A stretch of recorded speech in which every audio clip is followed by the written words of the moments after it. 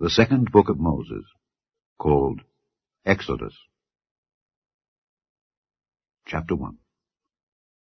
Now these are the names of the children of Israel which came into Egypt.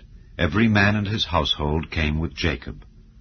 Reuben, Simeon, Levi, and Judah, Issachar, Zebulun, and Benjamin, Dan and Naphtali, Gad and Asher. And all the souls that came out of the loins of Jacob were 70 souls, for Joseph was in Egypt already.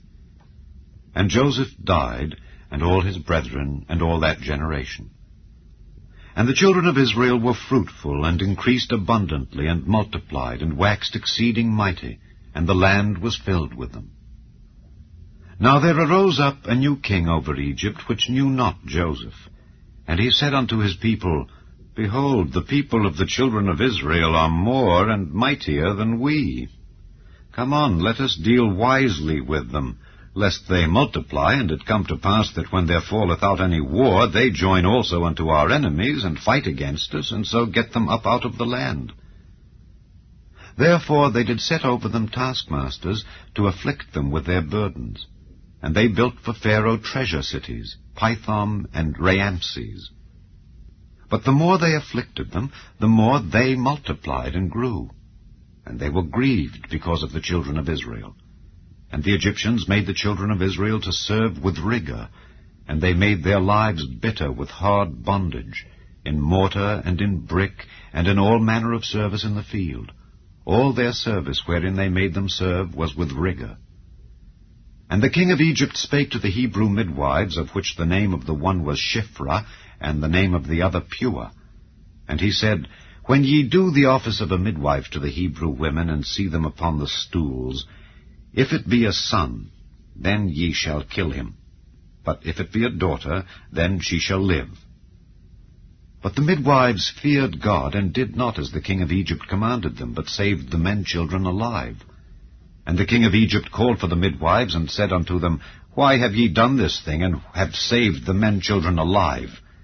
And the midwives said unto Pharaoh, Because the Hebrew women are not as the Egyptian women, for they are lively, and are delivered ere the midwives come in unto them.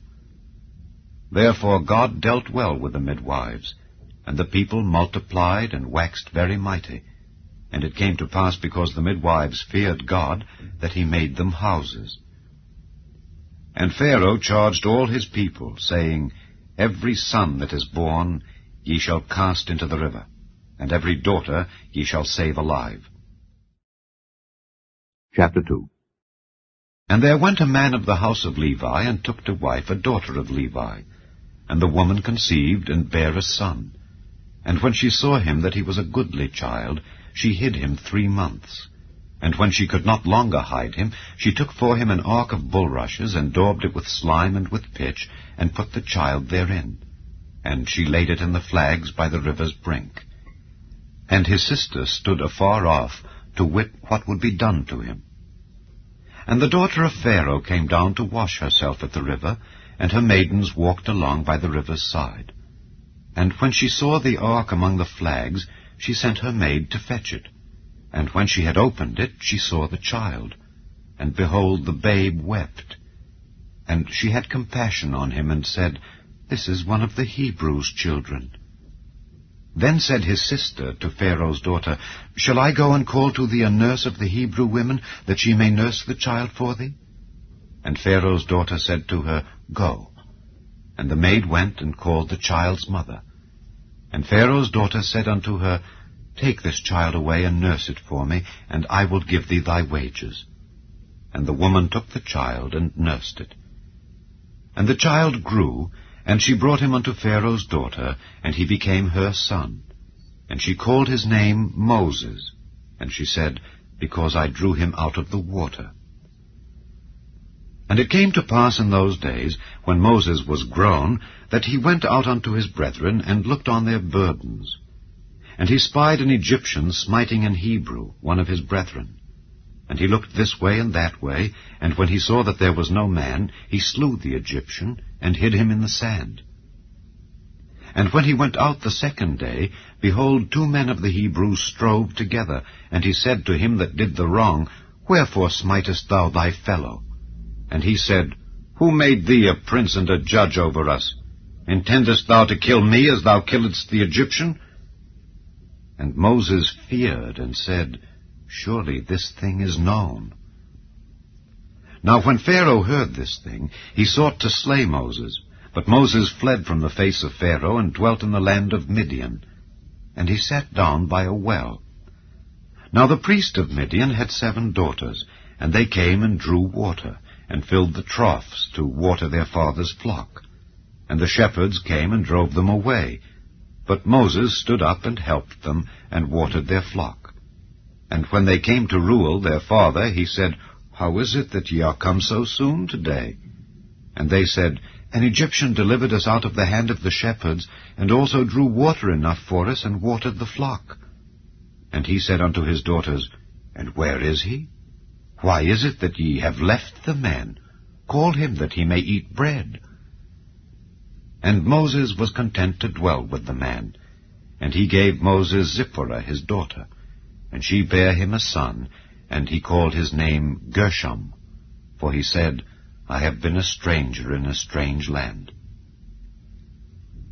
And it came to pass, in process of time, that the king of Egypt died, and the children of Israel sighed by reason of the bondage. And they cried, and their cry came up unto God by reason of the bondage. And God heard their groaning, and God remembered his covenant with Abraham, with Isaac, and with Jacob. And God looked upon the children of Israel, and God had respect unto them. Chapter 3. Now Moses kept the flock of Jethro his father-in-law, the priest of Midian. And he led the flock to the backside of the desert, and came to the mountain of God, even to Horeb. And the angel of the Lord appeared unto him in a flame of fire out of the midst of a bush. And he looked, and behold, the bush burned with fire, and the bush was not consumed. And Moses said, I will now turn aside and see this great sight, why the bush is not burnt. And when the Lord saw that he turned aside to see, God called unto him out of the midst of the bush, and said, Moses, Moses. And he said, Here am I. And he said, Draw not nigh hither. Put off thy shoes from off thy feet, for the place whereon thou standest is holy ground. Moreover he said, I am the God of thy father, the God of Abraham, the God of Isaac, and the God of Jacob. And Moses hid his face, for he was afraid to look upon God. And the Lord said, I have surely seen the affliction of my people which are in Egypt, and have heard their cry by reason of their taskmasters, for I know their sorrows. And I am come down to deliver them out of the hand of the Egyptians, and to bring them up out of that land unto a good land and a large, unto a land flowing with milk and honey, unto the place of the Canaanites and the Hittites and the Amorites and the Perizzites and the Hivites and the Jebusites. Now therefore, behold, the cry of the children of Israel is come unto me, and I have also seen the oppression wherewith the Egyptians oppress them. Come now therefore, and I will send thee unto Pharaoh, that thou mayest bring forth my people the children of Israel out of Egypt. And Moses said unto God, Who am I that I should go unto Pharaoh, and that I should bring forth the children of Israel out of Egypt? And he said, Certainly I will be with thee, and this shall be a token unto thee that I have sent thee. When thou hast brought forth the people out of Egypt, ye shall serve God upon this mountain. And Moses said unto God, Behold, when I come unto the children of Israel, and shall say unto them, The God of your fathers hath sent me unto you, and they shall say to me, What is his name? What shall I say unto them? And God said unto Moses, I am that I am. And he said, Thus shalt thou say unto the children of Israel, I am hath sent me unto you. And God said moreover unto Moses, Thus shalt thou say unto the children of Israel, The Lord God of your fathers, the God of Abraham, the God of Isaac, and the God of Jacob, hath sent me unto you. This is my name forever, and this is my memorial unto all generations. Go and gather the elders of Israel together, and say unto them, The Lord God of your fathers, the God of Abraham, of Isaac, and of Jacob, appeared unto me, saying, I have surely visited you, and seen that which is done to you in Egypt. And I have said, I will bring you up out of the affliction of Egypt unto the land of the Canaanites, and the Hittites, and the Amorites, and the Perizzites, and the Hivites, and the Jebusites, unto a land flowing with milk and honey. And they shall hearken to thy voice. And thou shalt come, thou and the elders of Israel, unto the king of Egypt, and ye shall say unto him, The Lord God of the Hebrews hath met with us. And now let us go, we beseech thee, 3 days' journey into the wilderness, that we may sacrifice to the Lord our God. And I am sure that the king of Egypt will not let you go, no, not by a mighty hand. And I will stretch out my hand, and smite Egypt with all my wonders, which I will do in the midst thereof. And after that he will let you go. And I will give this people favor in the sight of the Egyptians, and it shall come to pass that when ye go, ye shall not go empty. But every woman shall borrow of her neighbor, and of her that sojourneth in her house, jewels of silver, and jewels of gold, and raiment. And ye shall put them upon your sons and upon your daughters, and ye shall spoil the Egyptians. Chapter 4. And Moses answered and said, But behold, they will not believe me, nor hearken unto my voice. For they will say, The Lord hath not appeared unto thee. And the Lord said unto him, What is that in thine hand? And he said, A rod. And he said, Cast it on the ground. And he cast it on the ground, and it became a serpent, and Moses fled from before it. And the Lord said unto Moses, Put forth thine hand, and take it by the tail. And he put forth his hand, and caught it, and it became a rod in his hand. That they may believe that the Lord God of their fathers, the God of Abraham, the God of Isaac, and the God of Jacob, hath appeared unto thee. And the Lord said furthermore unto him, Put now thine hand into thy bosom. And he put his hand into his bosom, and when he took it out, behold, his hand was leprous as snow. And he said, Put thine hand into thy bosom again. And he put his hand into his bosom again, and plucked it out of his bosom, and behold, it was turned again as his other flesh. And it shall come to pass, if they will not believe thee, neither hearken to the voice of the first sign, that they will believe the voice of the latter sign. And it shall come to pass, if they will not believe also these 2 signs, neither hearken unto thy voice, that thou shalt take of the water of the river, and pour it upon the dry land. And the water which thou takest out of the river shall become blood upon the dry land. And Moses said unto the Lord, O my Lord, I am not eloquent, neither heretofore, nor since thou hast spoken unto thy servant, but I am slow of speech and of a slow tongue. And the Lord said unto him, Who hath made man's mouth? Or who maketh the dumb, or deaf, or the seeing, or the blind? Have not I, the Lord? Now therefore go, and I will be with thy mouth, and teach thee what thou shalt say. And he said, O my Lord, send, I pray thee, by the hand of him whom thou wilt send. And the anger of the Lord was kindled against Moses, and he said, Is not Aaron the Levite thy brother? I know that he can speak well, and also, behold, he cometh forth to meet thee. And when he seeth thee, he will be glad in his heart. And thou shalt speak unto him, and put words in his mouth, and I will be with thy mouth, and with his mouth, and will teach you what ye shall do. And he shall be thy spokesman unto the people.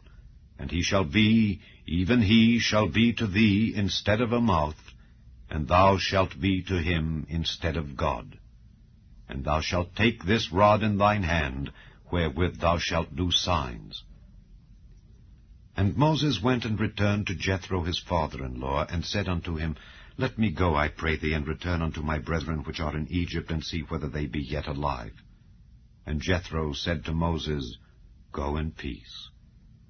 And the Lord said unto Moses in Midian, Go, return into Egypt, for all the men are dead which sought thy life.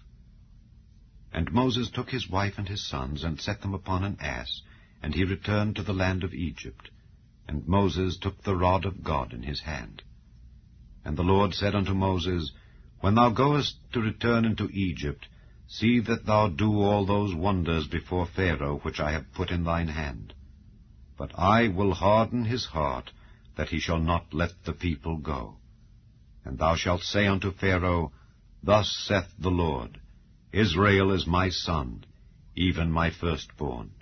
And I say unto thee, Let my son go, that he may serve me.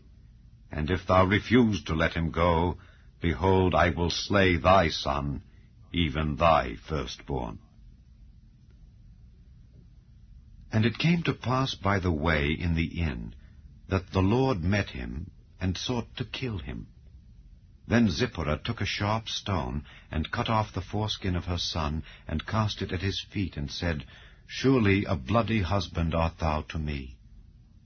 So he let him go. Then she said, A bloody husband thou art because of the circumcision. And the Lord said to Aaron, Go into the wilderness to meet Moses. And he went and met him in the mount of God, and kissed him. And Moses told Aaron all the words of the Lord who had sent him, and all the signs which he had commanded him. And Moses and Aaron went and gathered together all the elders of the children of Israel. And Aaron spake all the words which the Lord had spoken unto Moses, and did the signs in the sight of the people. And the people believed. And when they heard that the Lord had visited the children of Israel, and that he had looked upon their affliction, then they bowed their heads and worshipped. Chapter 5. And afterward Moses and Aaron went in and told Pharaoh, Thus saith the Lord God of Israel, Let my people go, that they may hold a feast unto me in the wilderness. And Pharaoh said, Who is the Lord, that I should obey his voice to let Israel go? I know not the Lord, neither will I let Israel go.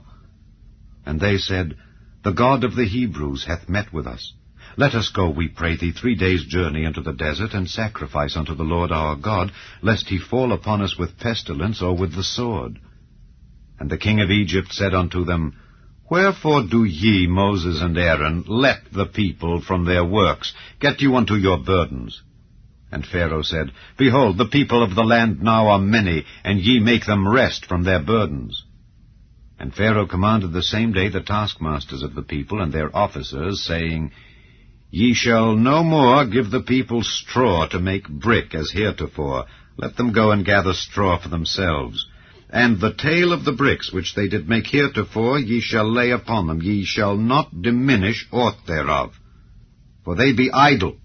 Therefore they cry, saying, Let us go and sacrifice to our God. Let their more work be laid upon the men, that they may labor therein, and let them not regard vain words. And the taskmasters of the people went out, and their officers, and they spake to the people, saying, Thus saith Pharaoh, I will not give you straw. Go ye, get you straw where ye can find it, yet not aught of your work shall be diminished. So the people were scattered abroad throughout all the land of Egypt to gather stubble instead of straw. And the taskmasters hasted them, saying, Fulfill your works, your daily tasks, as when there was straw. And the officers of the children of Israel, which Pharaoh's taskmasters had set over them, were beaten, and demanded, Wherefore have ye not fulfilled your task in making brick both yesterday and today as heretofore? Then the officers of the children of Israel came and cried unto Pharaoh, saying, Wherefore dealest thou thus with thy servants? There is no straw given unto thy servants, and they say to us, Make brick. And behold, thy servants are beaten. But the fault is in thine own people. But he said, Ye are idle, ye are idle. Therefore ye say, Let us go and do sacrifice to the Lord. Go therefore now and work. For there shall no straw be given you, yet shall ye deliver the tale of bricks. And the officers of the children of Israel did see that they were in evil case, after it was said, Ye shall not minish aught from your bricks of your daily task. And they met Moses and Aaron, who stood in the way, as they came forth from Pharaoh, and they said unto them, The Lord look upon you and judge.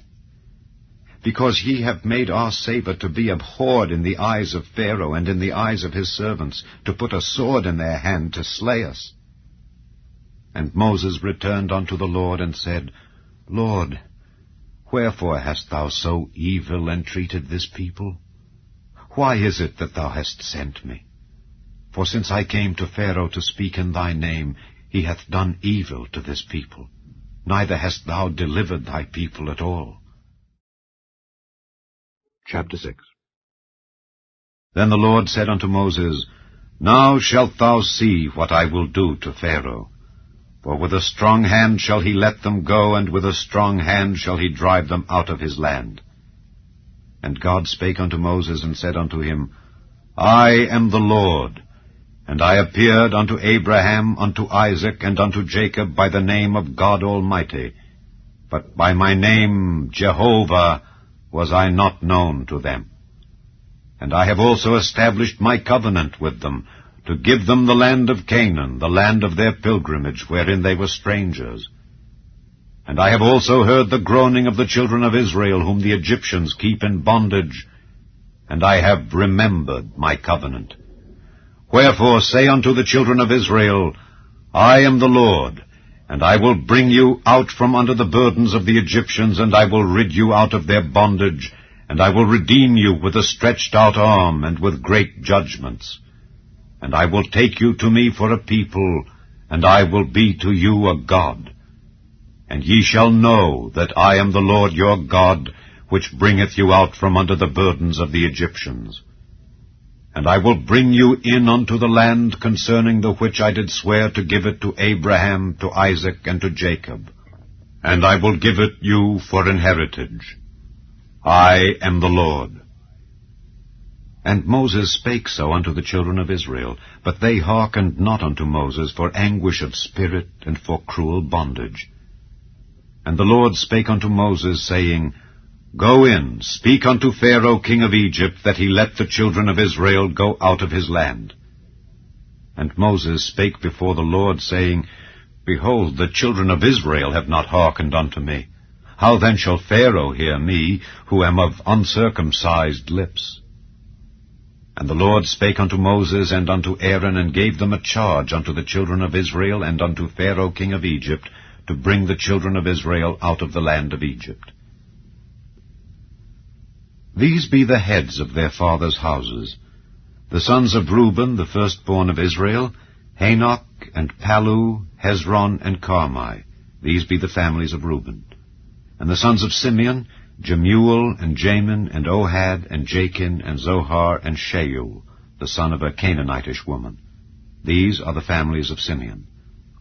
And these are the names of the sons of Levi according to their generations, Gershon, and Kohath, and Merari. And the years of the life of Levi were 137 years. The sons of Gershon, Libni and Shimei, according to their families. And the sons of Kohath, Amram, and Izhar, and Hebron, and Uzziel. And the years of the life of Kohath were 133 years.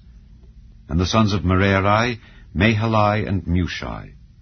These are the families of Levi according to their generations. And Amram took him Jochebed, his father's sister, to wife, and she bare him Aaron and Moses. And the years of the life of Amram were 137 years. And the sons of Izhar, Korah, and Nepheg, and Zichri. And the sons of Uzziel, Mishael, and Elzaphan, and Zithri. And Aaron took him Elisheba, daughter of Amminadab, sister of Naashon, to wife, and she bare him Nadab, and Abihu, Eleazar, and Ithamar. And the sons of Korah, Assir, and Elkanah, and Abiasaph. These are the families of the Korhites. And Eleazar, Aaron's son, took him one of the daughters of Putiel to wife, and she bare him Phinehas. These are the heads of the fathers of the Levites according to their families. These are that Aaron and Moses, to whom the Lord said, Bring out the children of Israel from the land of Egypt according to their armies. These are they which spake to Pharaoh king of Egypt, to bring out the children of Israel from Egypt. These are that Moses and Aaron.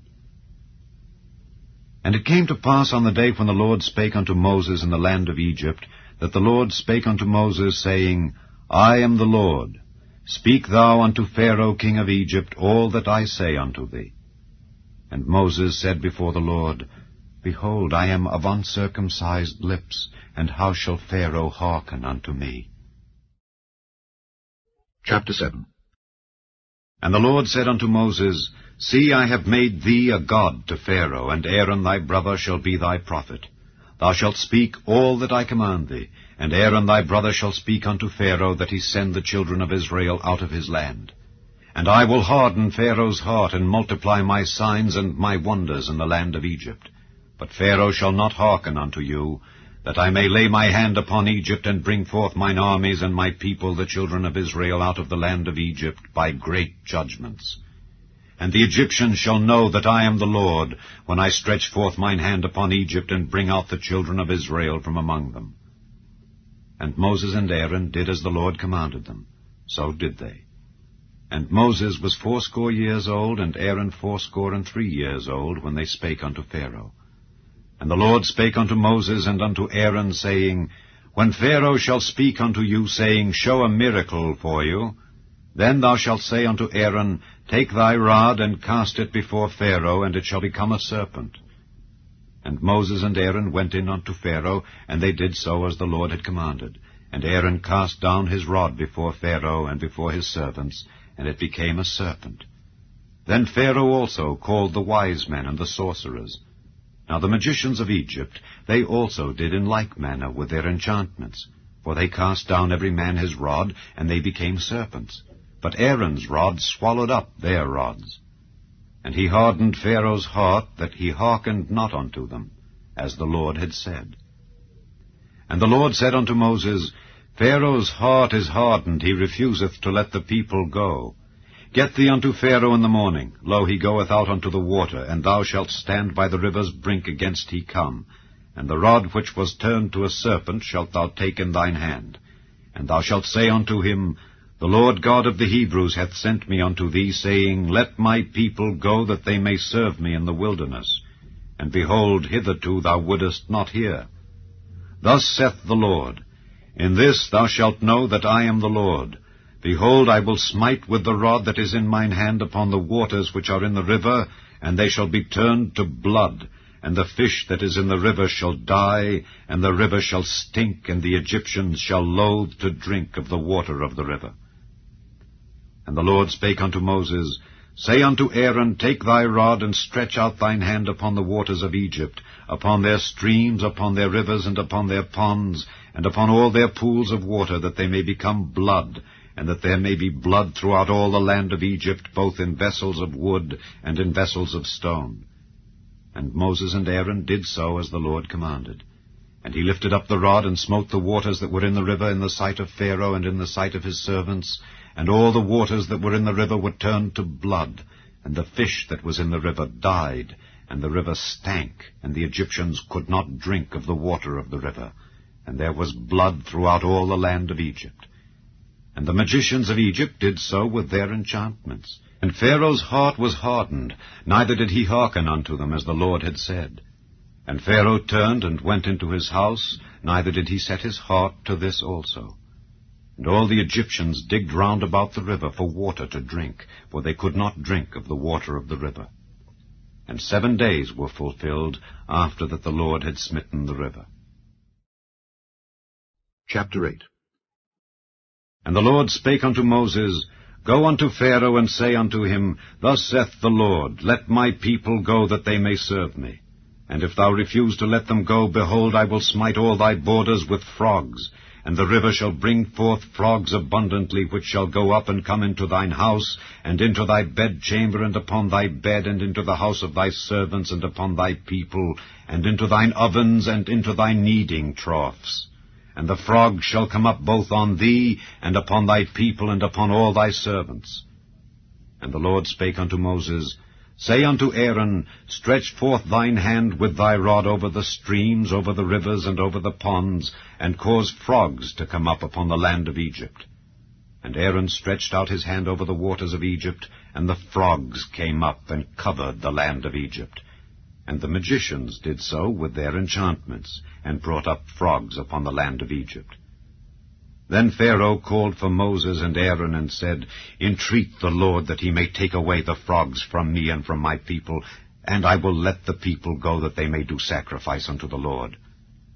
And Moses said unto Pharaoh, Glory over me. When shall I entreat for thee and for thy servants and for thy people, to destroy the frogs from thee and thy houses, that they may remain in the river only? And he said, Tomorrow.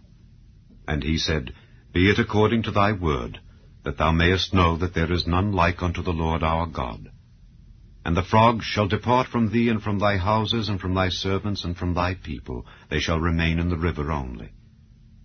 And Moses and Aaron went out from Pharaoh, and Moses cried unto the Lord because of the frogs which he had brought against Pharaoh. And the Lord did according to the word of Moses, and the frogs died out of the houses, out of the villages, and out of the fields. And they gathered them together upon heaps, and the land stank. But when Pharaoh saw that there was respite, he hardened his heart, and hearkened not unto them, as the Lord had said. And the Lord said unto Moses, Say unto Aaron, Stretch out thy rod, and smite the dust of the land, that it may become lice throughout all the land of Egypt. And they did so. For Aaron stretched out his hand with his rod, and smote the dust of the earth, and it became lice in man and in beast. All the dust of the land became lice throughout all the land of Egypt. And the magicians did so with their enchantments to bring forth lice, but they could not. So there were lice upon man and upon beast. Then the magicians said unto Pharaoh, This is the finger of God. And Pharaoh's heart was hardened, and he hearkened not unto them, as the Lord had said. And the Lord said unto Moses, Rise up early in the morning, and stand before Pharaoh. Lo, he cometh forth to the water. And say unto him, Thus saith the Lord, Let my people go, that they may serve me. Else, if thou wilt not let my people go, behold, I will send swarms of flies upon thee, and upon thy servants, and upon thy people, and into thy houses. And the houses of the Egyptians shall be full of swarms of flies, and also the ground whereon they are. And I will sever in that day the land of Goshen, in which my people dwell, that no swarms of flies shall be there, to the end thou mayest know that I am the Lord in the midst of the earth. And I will put a division between my people and thy people. Tomorrow shall this sign be. And the Lord did so. And there came a grievous swarm of flies into the house of Pharaoh, and into his servants' houses, and into all the land of Egypt. The land was corrupted by reason of the swarm of flies. And Pharaoh called for Moses and for Aaron, and said, Go ye, sacrifice to your God in the land. And Moses said, It is not meet so to do, for we shall sacrifice the abomination of the Egyptians to the Lord our God. Lo, shall we sacrifice the abomination of the Egyptians before their eyes? And will they not stone us? We will go 3 days' journey into the wilderness, and sacrifice to the Lord our God, as he shall command us. And Pharaoh said, I will let you go, that ye may sacrifice to the Lord your God in the wilderness. Only ye shall not go very far away. Entreat for me. And Moses said, Behold, I go out from thee, and I will entreat the Lord that the swarms of flies may depart from Pharaoh, from his servants, and from his people tomorrow. But let not Pharaoh deal deceitfully any more in not letting the people go to sacrifice to the Lord. And Moses went out from Pharaoh, and entreated the Lord. And the Lord did according to the word of Moses, and he removed the swarms of flies from Pharaoh, from his servants, and from his people. There remained not one. And Pharaoh hardened his heart at this time also, neither would he let the people go. Chapter 9. Then the Lord said unto Moses, Go in unto Pharaoh, and tell him, Thus saith the Lord God of the Hebrews, Let my people go, that they may serve me. For if thou refuse to let them go, and wilt hold them still, behold, the hand of the Lord is upon thy cattle which is in the field, upon the horses, upon the asses, upon the camels, upon the oxen, and upon the sheep. There shall be a very grievous murrain. And the Lord shall sever between the cattle of Israel and the cattle of Egypt, and there shall nothing die of all that is the children's of Israel. And the Lord appointed a set time, saying, Tomorrow the Lord shall do this thing in the land. And the Lord did that thing on the morrow, and all the cattle of Egypt died. But of the cattle of the children of Israel died not one. And Pharaoh sent, and behold, there was not one of the cattle of the Israelites dead. And the heart of Pharaoh was hardened, and he did not let the people go. And the Lord said unto Moses and unto Aaron, Take to you handfuls of ashes of the furnace, and let Moses sprinkle it toward the heaven in the sight of Pharaoh. And it shall become small dust in all the land of Egypt, and shall be a boil breaking forth with blains upon man and upon beast throughout all the land of Egypt. And they took ashes of the furnace, and stood before Pharaoh, and Moses sprinkled it up toward heaven, and it became a boil breaking forth with blains upon man and upon beast. And the magicians could not stand before Moses because of the boils, for the boil was upon the magicians and upon all the Egyptians. And the Lord hardened the heart of Pharaoh, and he hearkened not unto them, as the Lord had spoken unto Moses.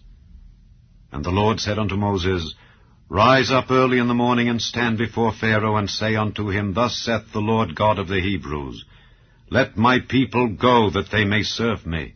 For I will at this time send all my plagues upon thine heart, and upon thy servants, and upon thy people, that thou mayest know that there is none like me in all the earth.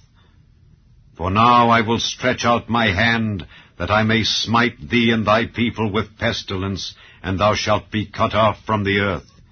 And in very deed, for this cause have I raised thee up, for to show in thee my power, and that my name may be declared throughout all the earth. As yet exaltest thou thyself against my people, that thou wilt not let them go? Behold, tomorrow about this time I will cause it to rain a very grievous hail, such as hath not been in Egypt since the foundation thereof even until now. Send therefore now, and gather thy cattle and all that thou hast in the field, for upon every man and beast which shall be found in the field and shall not be brought home, the hail shall come down upon them, and they shall die. He that feared the word of the Lord among the servants of Pharaoh made his servants and his cattle flee into the houses, and he that regarded not the word of the Lord left his servants and his cattle in the field. And the Lord said unto Moses, Stretch forth thine hand toward heaven, that there may be hail in all the land of Egypt, upon man and upon beast, and upon every herb of the field throughout the land of Egypt. And Moses stretched forth his rod toward heaven, and the Lord sent thunder and hail, and the fire ran along upon the ground, and the Lord rained hail upon the land of Egypt. So there was hail and fire mingled with the hail, very grievous, such as there was none like it in all the land of Egypt since it became a nation. And the hail smote throughout all the land of Egypt all that was in the field, both man and beast. And the hail smote every herb of the field, and brake every tree of the field. Only in the land of Goshen, where the children of Israel were, was there no hail. And Pharaoh sent and called for Moses and Aaron, and said unto them, I have sinned this time. The Lord is righteous, and I and my people are wicked.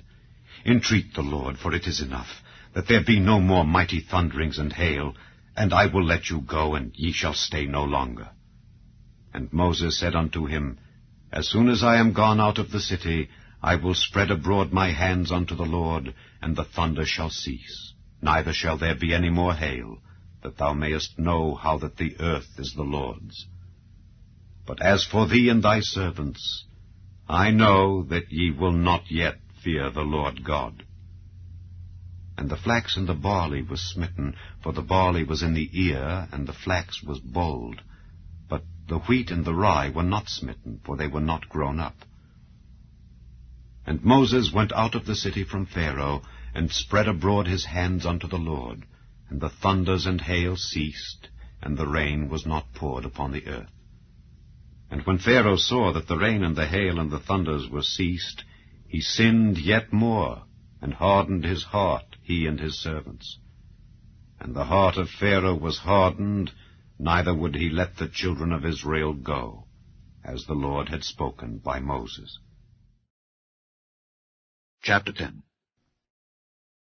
And the Lord said unto Moses, Go in unto Pharaoh, for I have hardened his heart and the heart of his servants, that I might show these my signs before him.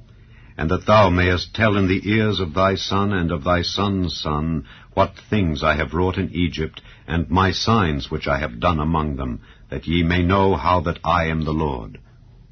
And Moses and Aaron came in unto Pharaoh, and said unto him, Thus saith the Lord God of the Hebrews, How long wilt thou refuse to humble thyself before me? Let my people go, that they may serve me. Else, if thou refuse to let my people go, behold, tomorrow will I bring the locusts into thy coast, and they shall cover the face of the earth, that one cannot be able to see the earth. And they shall eat the residue of that which is escaped, which remaineth unto you from the hail, and shall eat every tree which groweth for you out of the field. And they shall fill thy houses, and the houses of all thy servants, and the houses of all the Egyptians, which neither thy fathers nor thy fathers' fathers have seen since the day that they were upon the earth unto this day. And he turned himself and went out from Pharaoh. And Pharaoh's servants said unto him, How long shall this man be a snare unto us? Let the men go, that they may serve the Lord their God. Knowest thou not yet that Egypt is destroyed? And Moses and Aaron were brought again unto Pharaoh, and he said unto them, Go, serve the Lord your God. But who are they that shall go? And Moses said, We will go with our young and with our old, with our sons and with our daughters, with our flocks and with our herds will we go, for we must hold a feast unto the Lord. And he said unto them, Let the Lord be so with you as I will let you go and your little ones. Look to it, for evil is before you. Not so. Go now, ye that are men, and serve the Lord, for that ye did desire. And they were driven out from Pharaoh's presence. And the Lord said unto Moses, Stretch out thine hand over the land of Egypt for the locusts, that they may come up upon the land of Egypt, and eat every herb of the land, even all that the hail hath left. And Moses stretched forth his rod over the land of Egypt, and the Lord brought an east wind upon the land all that day and all that night. And when it was morning, the east wind brought the locusts. And the locusts went up over all the land of Egypt, and rested in all the coasts of Egypt.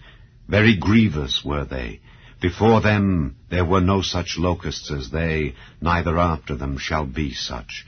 For they covered the face of the whole earth, so that the land was darkened. And they did eat every herb of the land, and all the fruit of the trees which the hail had left. And there remained not any green thing in the trees, or in the herbs of the field, through all the land of Egypt. Then Pharaoh called for Moses and Aaron in haste, and he said, I have sinned against the Lord your God and against you. Now therefore forgive, I pray thee, my sin, only this once, and entreat the Lord your God that he may take away from me this death only. And he went out from Pharaoh and entreated the Lord. And the Lord turned a mighty strong west wind, which took away the locusts and cast them into the Red Sea. There remained not one locust in all the coasts of Egypt. But the Lord hardened Pharaoh's heart, so that he would not let the children of Israel go. And the Lord said unto Moses, Stretch out thine hand toward heaven, that there may be darkness over the land of Egypt, even darkness which may be felt. And Moses stretched forth his hand toward heaven, and there was a thick darkness in all the land of Egypt 3 days. They saw not one another, neither rose any from his place for 3 days. But all the children of Israel had light in their dwellings. And Pharaoh called unto Moses and said, Go ye, serve the Lord. Only let your flocks and your herds be stayed. Let your little ones also go with you. And Moses said, Thou must give us also sacrifices and burnt offerings, that we may sacrifice unto the Lord our God. Our cattle also shall go with us. There shall not an hoof be left behind, for thereof must we take to serve the Lord our God. And we know not with what we must serve the Lord until we come thither. But the Lord hardened Pharaoh's heart, and he would not let them go. And Pharaoh said unto him, Get thee from me. Take heed to thyself, see my face no more, for in that day thou seest my face thou shalt die. And Moses said, Thou hast spoken well. I will see thy face again no more. Chapter 11. And the Lord said unto Moses, Yet will I bring one plague more upon Pharaoh and upon Egypt. Afterwards he will let you go hence. When he shall let you go, he shall surely thrust you out hence altogether. Speak now in the ears of the people, and let every man borrow of his neighbor, and every woman of her neighbor, jewels of silver and jewels of gold. And the Lord gave the people favor in the sight of the Egyptians. Moreover, the man Moses was very great in the land of Egypt, in the sight of Pharaoh's servants, and in the sight of the people. And Moses said, Thus saith the Lord, About midnight will I go out into the midst of Egypt, and all the firstborn in the land of Egypt shall die, from the firstborn of Pharaoh that sitteth upon his throne, even unto the firstborn of the maidservant that is behind the mill, and all the firstborn of beasts. And there shall be a great cry throughout all the land of Egypt, such as there was none like it, nor shall be like it any more. But against any of the children of Israel shall not a dog move his tongue against man or beast, that ye may know how that the Lord doth put a difference between the Egyptians and Israel.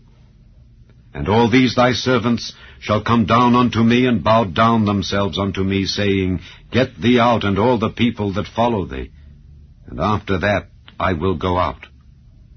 And he went out from Pharaoh in a great anger. And the Lord said unto Moses, Pharaoh shall not hearken unto you, that my wonders may be multiplied in the land of Egypt. And Moses and Aaron did all these wonders before Pharaoh. And the Lord hardened Pharaoh's heart, so that he would not let the children of Israel go out of his land. Chapter 12. And the Lord spake unto Moses and Aaron in the land of Egypt, saying, This month shall be unto you the beginning of months. It shall be the first month of the year to you. Speak ye unto all the congregation of Israel, saying, In the 10th day of this month they shall take to them every man a lamb according to the house of their fathers, a lamb for an house. And if the household be too little for the lamb, let him and his neighbor next unto his house take it according to the number of the souls. Every man according to his eating shall make your count for the lamb. Your lamb shall be without blemish, a male of the first year. Ye shall take it out from the sheep or from the goats. And ye shall keep it up until the 14th day of the same month. And the whole assembly of the congregation of Israel shall kill it in the evening. And they shall take of the blood, and strike it on the 2 side posts, and on the upper doorpost of the houses wherein they shall eat it. And they shall eat the flesh in that night, roast with fire, and unleavened bread, and with bitter herbs they shall eat it. Eat not of it raw, nor sodden at all with water, but roast with fire, his head with his legs, and with the purtenance thereof. And ye shall let nothing of it remain until the morning, and that which remaineth of it until the morning ye shall burn with fire. And thus shall ye eat it, with your loins girded, your shoes on your feet, and your staff in your hand, and ye shall eat it in haste. It is the Lord's Passover. For I will pass through the land of Egypt this night, and will smite all the firstborn in the land of Egypt, both man and beast. And against all the gods of Egypt I will execute judgment. I am the Lord. And the blood shall be to you for a token upon the houses where ye are. And when I see the blood, I will pass over you, and the plague shall not be upon you to destroy you when I smite the land of Egypt. And this day shall be unto you for a memorial, and ye shall keep it a feast to the Lord throughout your generations. Ye shall keep it a feast by an ordinance forever. 7 days shall ye eat unleavened bread. Even the first day ye shall put away leaven out of your houses. For whosoever eateth leavened bread from the first day until the 7th day, that soul shall be cut off from Israel. And in the first day there shall be an holy convocation, and in the 7th day there shall be an holy convocation to you. No manner of work shall be done in them, save that which every man must eat. That only may be done of you. And ye shall observe the feast of unleavened bread. For in this selfsame day have I brought your armies out of the land of Egypt. Therefore shall ye observe this day in your generations by an ordinance forever. In the 1st month, on the 14th day of the month, at even, ye shall eat unleavened bread until the 21st day of the month at even. 7 days shall there be no leaven found in your houses. For whosoever eateth that which is leavened, even that soul shall be cut off from the congregation of Israel, whether he be a stranger or born in the land. Ye shall eat nothing leavened. In all your habitations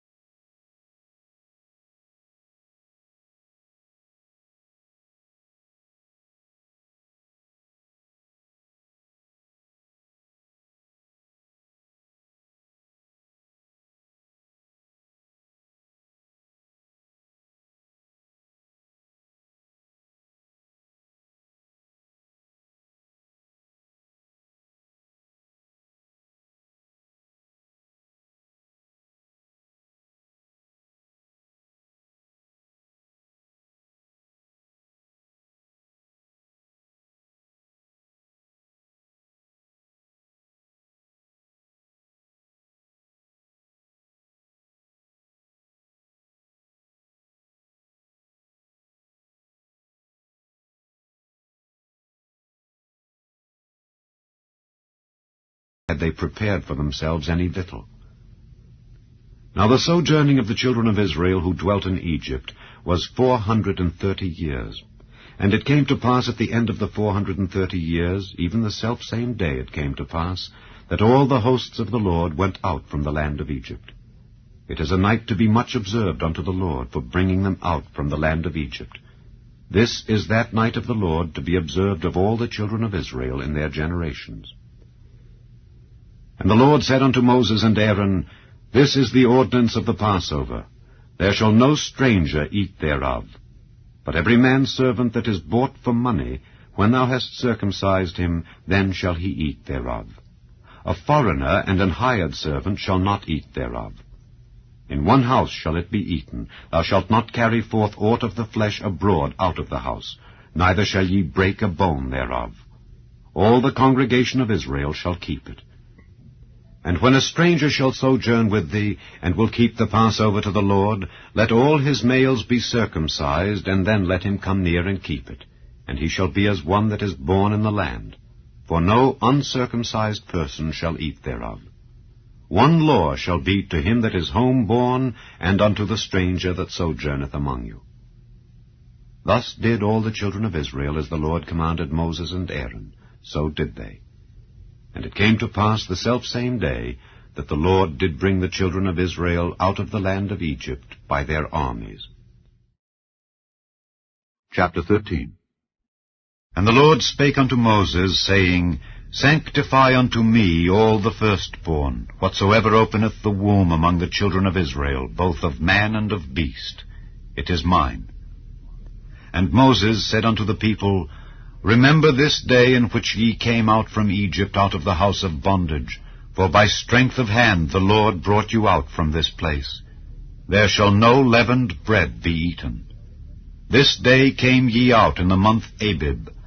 And it shall be when the Lord shall bring thee into the land of the Canaanites, and the Hittites, and the Amorites, and the Hivites, and the Jebusites, which he sware unto thy fathers to give thee, a land flowing with milk and honey, that thou shalt keep this service in this month. 7 days thou shalt eat unleavened bread, and in the 7th day shall be a feast to the Lord. Unleavened bread shall be eaten 7 days, and there shall no leavened bread be seen with thee, neither shall there be leaven seen with thee in all thy quarters. And thou shalt show thy son in that day, saying, This is done because of that which the Lord did unto me when I came forth out of Egypt. And it shall be for a sign unto thee upon thine hand, and for a memorial between thine eyes, that the Lord's law may be in thy mouth. For with a strong hand hath the Lord brought thee out of Egypt. Thou shalt therefore keep this ordinance in his season from year to year. And it shall be, when the Lord shall bring thee into the land of the Canaanites, as he sware unto thee and to thy fathers, and shall give it thee, that thou shalt set apart unto the Lord all that openeth the matrix, and every firstling that cometh of a beast which thou hast. The males shall be the Lord's. And every firstling of an ass thou shalt redeem with a lamb, and if thou wilt not redeem it, then thou shalt break his neck. And all the firstborn of man among thy children shalt thou redeem.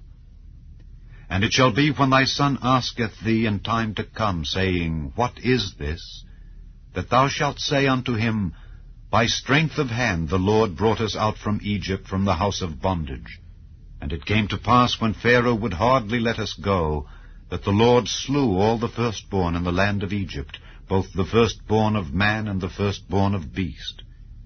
Therefore I sacrifice to the Lord all that openeth the matrix, being males. But all the firstborn of my children I redeem. And it shall be for a token upon thine hand, and for frontlets between thine eyes. For by strength of hand the Lord brought us forth out of Egypt. And it came to pass, when Pharaoh had let the people go, that God led them not through the way of the land of the Philistines, although that was near. For God said, Lest peradventure the people repent when they see war, and they return to Egypt. But God led the people about through the way of the wilderness of the Red Sea, and the children of Israel went up harnessed out of the land of Egypt. And Moses took the bones of Joseph with him, for he had straitly sworn the children of Israel, saying, God will surely visit you, and ye shall carry up my bones away hence with you. And they took their journey from Succoth, and encamped in Etham, in the edge of the wilderness. And the Lord went before them by day in a pillar of a cloud to lead them the way, and by night in a pillar of fire to give them light, to go by day and night. He took not away the pillar of the cloud by day, nor the pillar of fire by night from before the people. Chapter 14. And the Lord spake unto Moses, saying, Speak unto the children of Israel, that they turn and encamp before Pi-hahiroth, between Migdol and the sea, over against Baal-zephon. Before it shall ye encamp by the sea. For Pharaoh will say of the children of Israel, They are entangled in the land, the wilderness hath shut them in. And I will harden Pharaoh's heart, that he shall follow after them. And I will be honored upon Pharaoh and upon all his host, that the Egyptians may know that I am the Lord. And they did so. And it was told the king of Egypt that the people fled. And the heart of Pharaoh and of his servants was turned against the people, and they said, Why have we done this, that we have let Israel go from serving us? And he made ready his chariot, and took his people with him. And he took 600 chosen chariots, and all the chariots of Egypt, and captains over every one of them. And the Lord hardened the heart of Pharaoh king of Egypt, and he pursued after the children of Israel.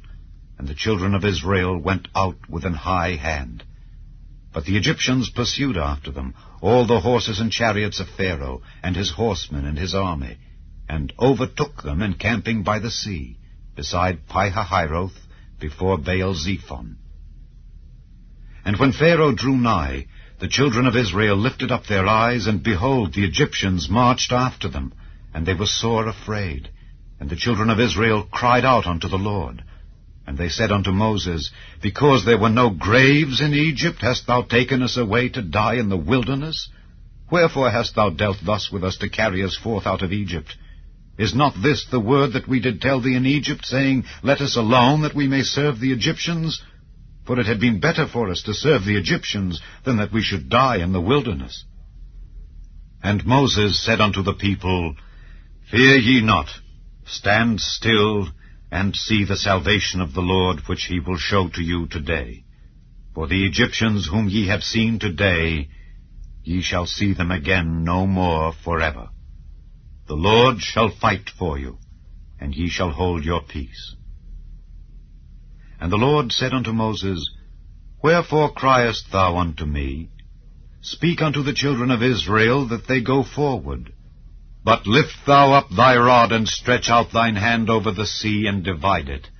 And the children of Israel shall go on dry ground through the midst of the sea. And I, behold, I will harden the hearts of the Egyptians, and they shall follow them. And I will get me honor upon Pharaoh and upon all his host, upon his chariots and upon his horsemen. And the Egyptians shall know that I am the Lord, when I have gotten me honor upon Pharaoh, upon his chariots, and upon his horsemen. And the angel of God, which went before the camp of Israel, removed, and went behind them. And the pillar of the cloud went from before their face, and stood behind them. And it came between the camp of the Egyptians and the camp of Israel. And it was a cloud and darkness to them, but it gave light by night to these, so that the one came not near the other all the night. And Moses stretched out his hand over the sea, and the Lord caused the sea to go back by a strong east wind all that night, and made the sea dry land, and the waters were divided. And the children of Israel went into the midst of the sea upon the dry ground, and the waters were a wall unto them on their right hand and on their left. And the Egyptians pursued, and went in after them to the midst of the sea, even all Pharaoh's horses, his chariots, and his horsemen. And it came to pass that in the morning watch the Lord looked unto the host of the Egyptians through the pillar of fire and of the cloud, and troubled the host of the Egyptians, and took off their chariot wheels, that they drave them heavily. so that the Egyptians said, Let us flee from the face of Israel, for the Lord fighteth for them against the Egyptians. And the Lord said unto Moses, Stretch out thine hand over the sea, that the waters may come again upon the Egyptians, upon their chariots and upon their horsemen. And Moses stretched forth his hand over the sea, and the sea returned to his strength when the morning appeared, and the Egyptians fled against it, and the Lord overthrew the Egyptians in the midst of the sea. And the waters returned and covered the chariots and the horsemen, and all the host of Pharaoh that came into the sea after them. There remained not so much as one of them. But the children of Israel walked upon dry land in the midst of the sea, and the waters were a wall unto them on their right hand and on their left. Thus the Lord saved Israel that day out of the hand of the Egyptians, and Israel saw the Egyptians dead upon the seashore. And Israel saw that great work which the Lord did upon the Egyptians. And the people feared the Lord, and believed the Lord and his servant Moses. Chapter 15. Then sang Moses and the children of Israel this song unto the Lord, and spake, saying, I will sing unto the Lord, for he hath triumphed gloriously. The horse and his rider hath he thrown into the sea. The Lord is my strength and song, and he is become my salvation. He is my God, and I will prepare him an habitation, my father's God, and I will exalt him. The Lord is a man of war, the Lord is his name. Pharaoh's chariots and his host hath he cast into the sea. His chosen captains also are drowned in the Red Sea. The depths have covered them. They sank into the bottom as a stone. Thy right hand, O Lord, is become glorious in power. Thy right hand, O Lord, hath dashed in pieces the enemy. And in the greatness of thine excellency thou hast overthrown them that rose up against thee. Thou sentest forth thy wrath, which consumed them as stubble. And with the blast of thy nostrils the waters were gathered together, the floods stood upright as an heap, and the depths were congealed in the heart of the sea.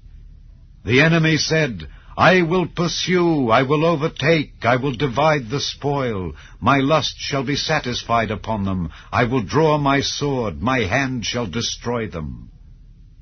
Thou didst blow with thy wind, the sea covered them. They sank as lead in the mighty waters. Who is like unto thee, O Lord, among the gods? Who is like thee, glorious in holiness, fearful in praises, doing wonders? Thou stretchedst out thy right hand, the earth swallowed them. Thou in thy mercy hast led forth the people which thou hast redeemed. Thou hast guided them in thy strength unto thy holy habitation. The people shall hear and be afraid. Sorrow shall take hold on the inhabitants of Palestina. Then the dukes of Edom shall be amazed. The mighty men of Moab trembling shall take hold upon them. All the inhabitants of Canaan shall melt away. Fear and dread shall fall upon them. By the greatness of thine arm they shall be as still as a stone, till thy people pass over, O Lord, till the people pass over which thou hast purchased. Thou shalt bring them in, and plant them in the mountain of thine inheritance. In the place, O Lord, which thou hast made for thee to dwell in the sanctuary, O Lord, which thy hands have established. The Lord shall reign forever and ever. For the horse of Pharaoh went in with his chariots and with his horsemen into the sea, and the Lord brought again the waters of the sea upon them. But the children of Israel went on dry land in the midst of the sea. And Miriam, the prophetess, the sister of Aaron, took a timbrel in her hand, and all the women went out after her with timbrels and with dances. And Miriam answered them, Sing ye to the Lord, for he hath triumphed gloriously. The horse and his rider hath he thrown into the sea. So Moses brought Israel from the Red Sea, and they went out into the wilderness of Shur. And they went 3 days in the wilderness, and found no water. And when they came to Marah, they could not drink of the waters of Marah, for they were bitter. Therefore the name of it was called Marah. And the people murmured against Moses, saying, What shall we drink? And he cried unto the Lord, and the Lord showed him a tree, which when he had cast into the waters were made sweet.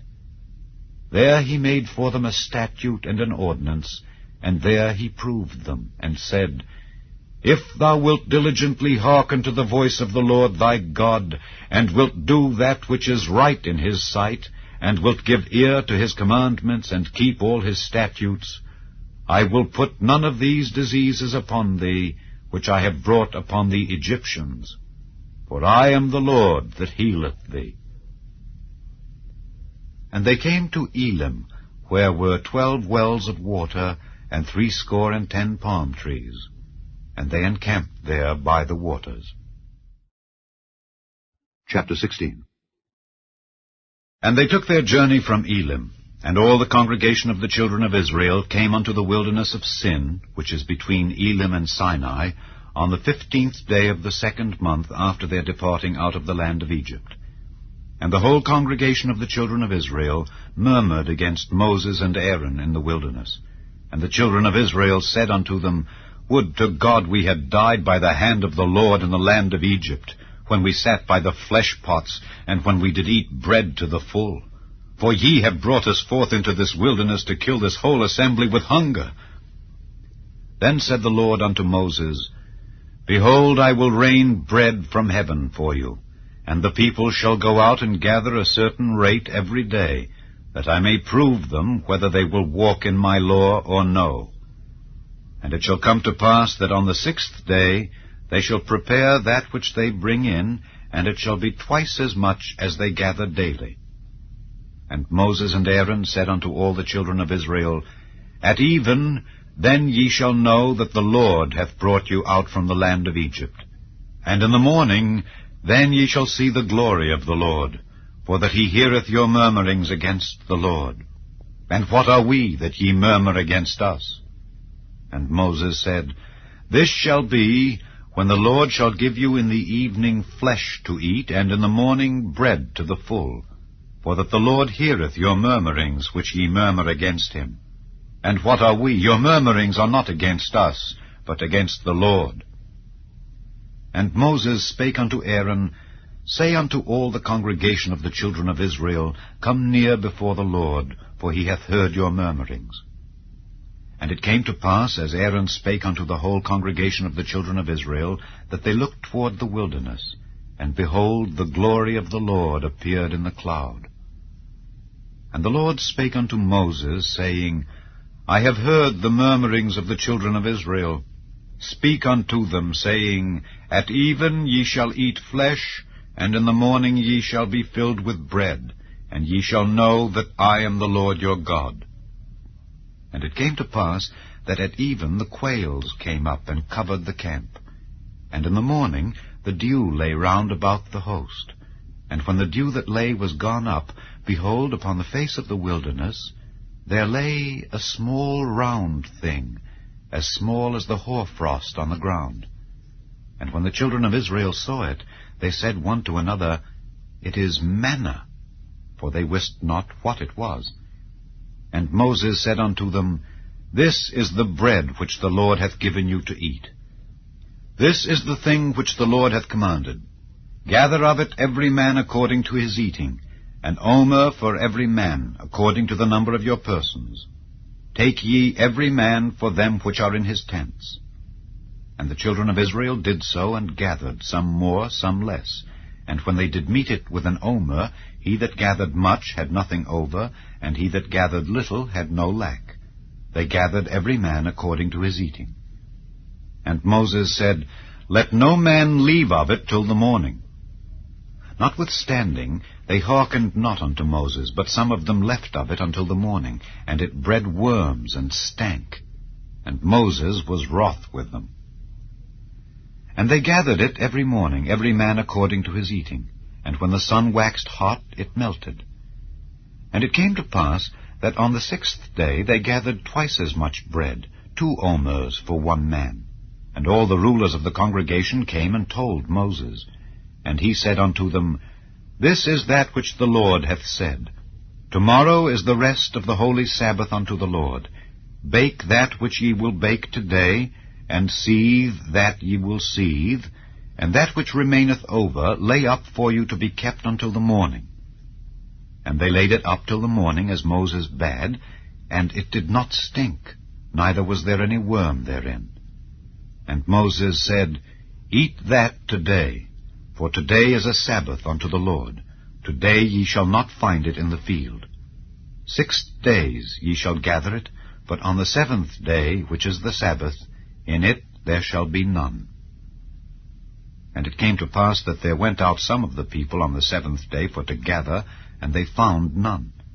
And the Lord said unto Moses, How long refuse ye to keep my commandments and my laws? See, for that the Lord hath given you the Sabbath, therefore he giveth you on the 6th day the bread of 2 days. Abide ye every man in his place, let no man go out of his place on the 7th day. So the people rested on the 7th day. And the house of Israel called the name thereof manna, and it was like coriander seed, white, and the taste of it was like wafers made with honey. And Moses said, This is the thing which the Lord commandeth. Fill an omer of it, to be kept for your generations, that they may see the bread wherewith I have fed you in the wilderness, when I brought you forth from the land of Egypt. And Moses said unto Aaron, Take a pot, and put an omer full of manna therein, and lay it up before the Lord, to be kept for your generations. As the Lord commanded Moses, so Aaron laid it up before the testimony, to be kept. And the children of Israel did eat manna 40 years, until they came to a land inhabited. They did eat manna until they came unto the borders of the land of Canaan. Now an omer is the 10th part of an ephah. Chapter 17. And all the congregation of the children of Israel journeyed from the wilderness of Sin after their journeys according to the commandment of the Lord, and pitched in Rephidim. And there was no water for the people to drink. Wherefore the people did chide with Moses, and said, Give us water, that we may drink. And Moses said unto them, Why chide ye with me? Wherefore do ye tempt the Lord? And the people thirsted there for water, and the people murmured against Moses, and said, Wherefore is this that thou hast brought us up out of Egypt, to kill us and our children and our cattle with thirst? And Moses cried unto the Lord, saying, What shall I do unto this people? They be almost ready to stone me. And the Lord said unto Moses, Go on before the people, and take with thee of the elders of Israel. And thy rod, wherewith thou smotest the river, take in thine hand, and go. Behold, I will stand before thee there upon the rock in Horeb. And thou shalt smite the rock, and there shall come water out of it, that the people may drink. And Moses did so in the sight of the elders of Israel. And he called the name of the place Massah, and Meribah, because of the chiding of the children of Israel, and because they tempted the Lord, saying, Is the Lord among us or not? Then came Amalek, and fought with Israel in Rephidim. And Moses said unto Joshua, Choose us out men, and go out, fight with Amalek. Tomorrow I will stand on the top of the hill with the rod of God in mine hand. So Joshua did as Moses had said to him, and fought with Amalek. And Moses, Aaron, and Hur went up to the top of the hill. And it came to pass, when Moses held up his hand, that Israel prevailed. And when he let down his hand, Amalek prevailed. But Moses' hands were heavy. And they took a stone, and put it under him, and he sat thereon. And Aaron and Hur stayed up his hands, the one on the one side and the other on the other side. And his hands were steady until the going down of the sun. And Joshua discomfited Amalek and his people with the edge of the sword. And the Lord said unto Moses, Write this for a memorial in a book, and rehearse it in the ears of Joshua. For I will utterly put out the remembrance of Amalek from under heaven. And Moses built an altar, and called the name of it Jehovah Nissi. For he said, Because the Lord hath sworn that the Lord will have war with Amalek from generation to generation. Chapter 18. When Jethro, the priest of Midian, Moses' father-in-law, heard of all that God had done for Moses and for Israel his people, and that the Lord had brought Israel out of Egypt, then Jethro, Moses' father-in-law, took Zipporah, Moses' wife, after he had sent her back, and her 2 sons, of which the name of the one was Gershom, for he said, I have been an alien in a strange land, and the name of the other was Eliezer, for the God of my father, said he, was mine help, and delivered me from the sword of Pharaoh. And Jethro, Moses' father-in-law, came with his sons and his wife unto Moses into the wilderness, where he encamped at the mount of God. And he said unto Moses, I, thy father-in-law Jethro, am come unto thee, and thy wife and her 2 sons with her. And Moses went out to meet his father-in-law, and did obeisance, and kissed him. And they asked each other of their welfare, and they came into the tent. And Moses told his father-in-law all that the Lord had done unto Pharaoh and to the Egyptians for Israel's sake, and all the travail that had come upon them by the way, and how the Lord delivered them. And Jethro rejoiced for all the goodness which the Lord had done to Israel, whom he had delivered out of the hand of the Egyptians. And Jethro said, Blessed be the Lord, who hath delivered you out of the hand of the Egyptians and out of the hand of Pharaoh, who hath delivered the people from under the hand of the Egyptians. Now I know that the Lord is greater than all gods, for in the thing wherein they dealt proudly, he was above them. And Jethro, Moses' father-in-law, took a burnt offering and sacrifices for God. And Aaron came, and all the elders of Israel, to eat bread with Moses' father-in-law before God. And it came to pass on the morrow that Moses sat to judge the people. And the people stood by Moses from the morning unto the evening. And when Moses' father-in-law saw all that he did to the people, he said, What is this thing that thou doest to the people? Why sittest thou thyself alone, and all the people stand by thee from morning unto even? And Moses said unto his father-in-law, Because the people come unto me to inquire of God. When they have a matter, they come unto me, and I judge between one and another, and I do make them know the statutes of God and his laws. And Moses' father-in-law said unto him, The thing that thou doest is not good. Thou wilt surely wear away, both thou and this people that is with thee, for this thing is too heavy for thee. Thou art not able to perform it thyself alone. Hearken now unto my voice. I will give thee counsel, and God shall be with thee.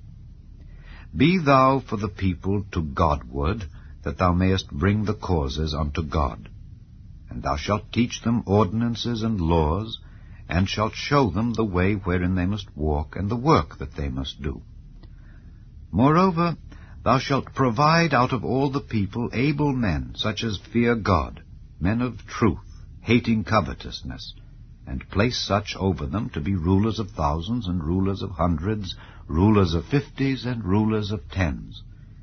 And let them judge the people at all seasons. And it shall be that every great matter they shall bring unto thee, but every small matter they shall judge. So shall it be easier for thyself, and they shall bear the burden with thee. If thou shalt do this thing, and God command thee so, then thou shalt be able to endure, and all this people shall also go to their place in peace. So Moses hearkened to the voice of his father-in-law, and did all that he had said. And Moses chose able men out of all Israel, and made them heads over the people, rulers of thousands, rulers of hundreds, rulers of 50s, and rulers of 10s. And they judged the people at all seasons. The hard causes they brought unto Moses, but every small matter they judged themselves. And Moses let his father-in-law depart, and he went his way into his own land. Chapter 19. In the 3rd month, when the children of Israel were gone forth out of the land of Egypt, the same day came they into the wilderness of Sinai. For they were departed from Rephidim, and were come to the desert of Sinai, and had pitched in the wilderness. And there Israel camped before the mount.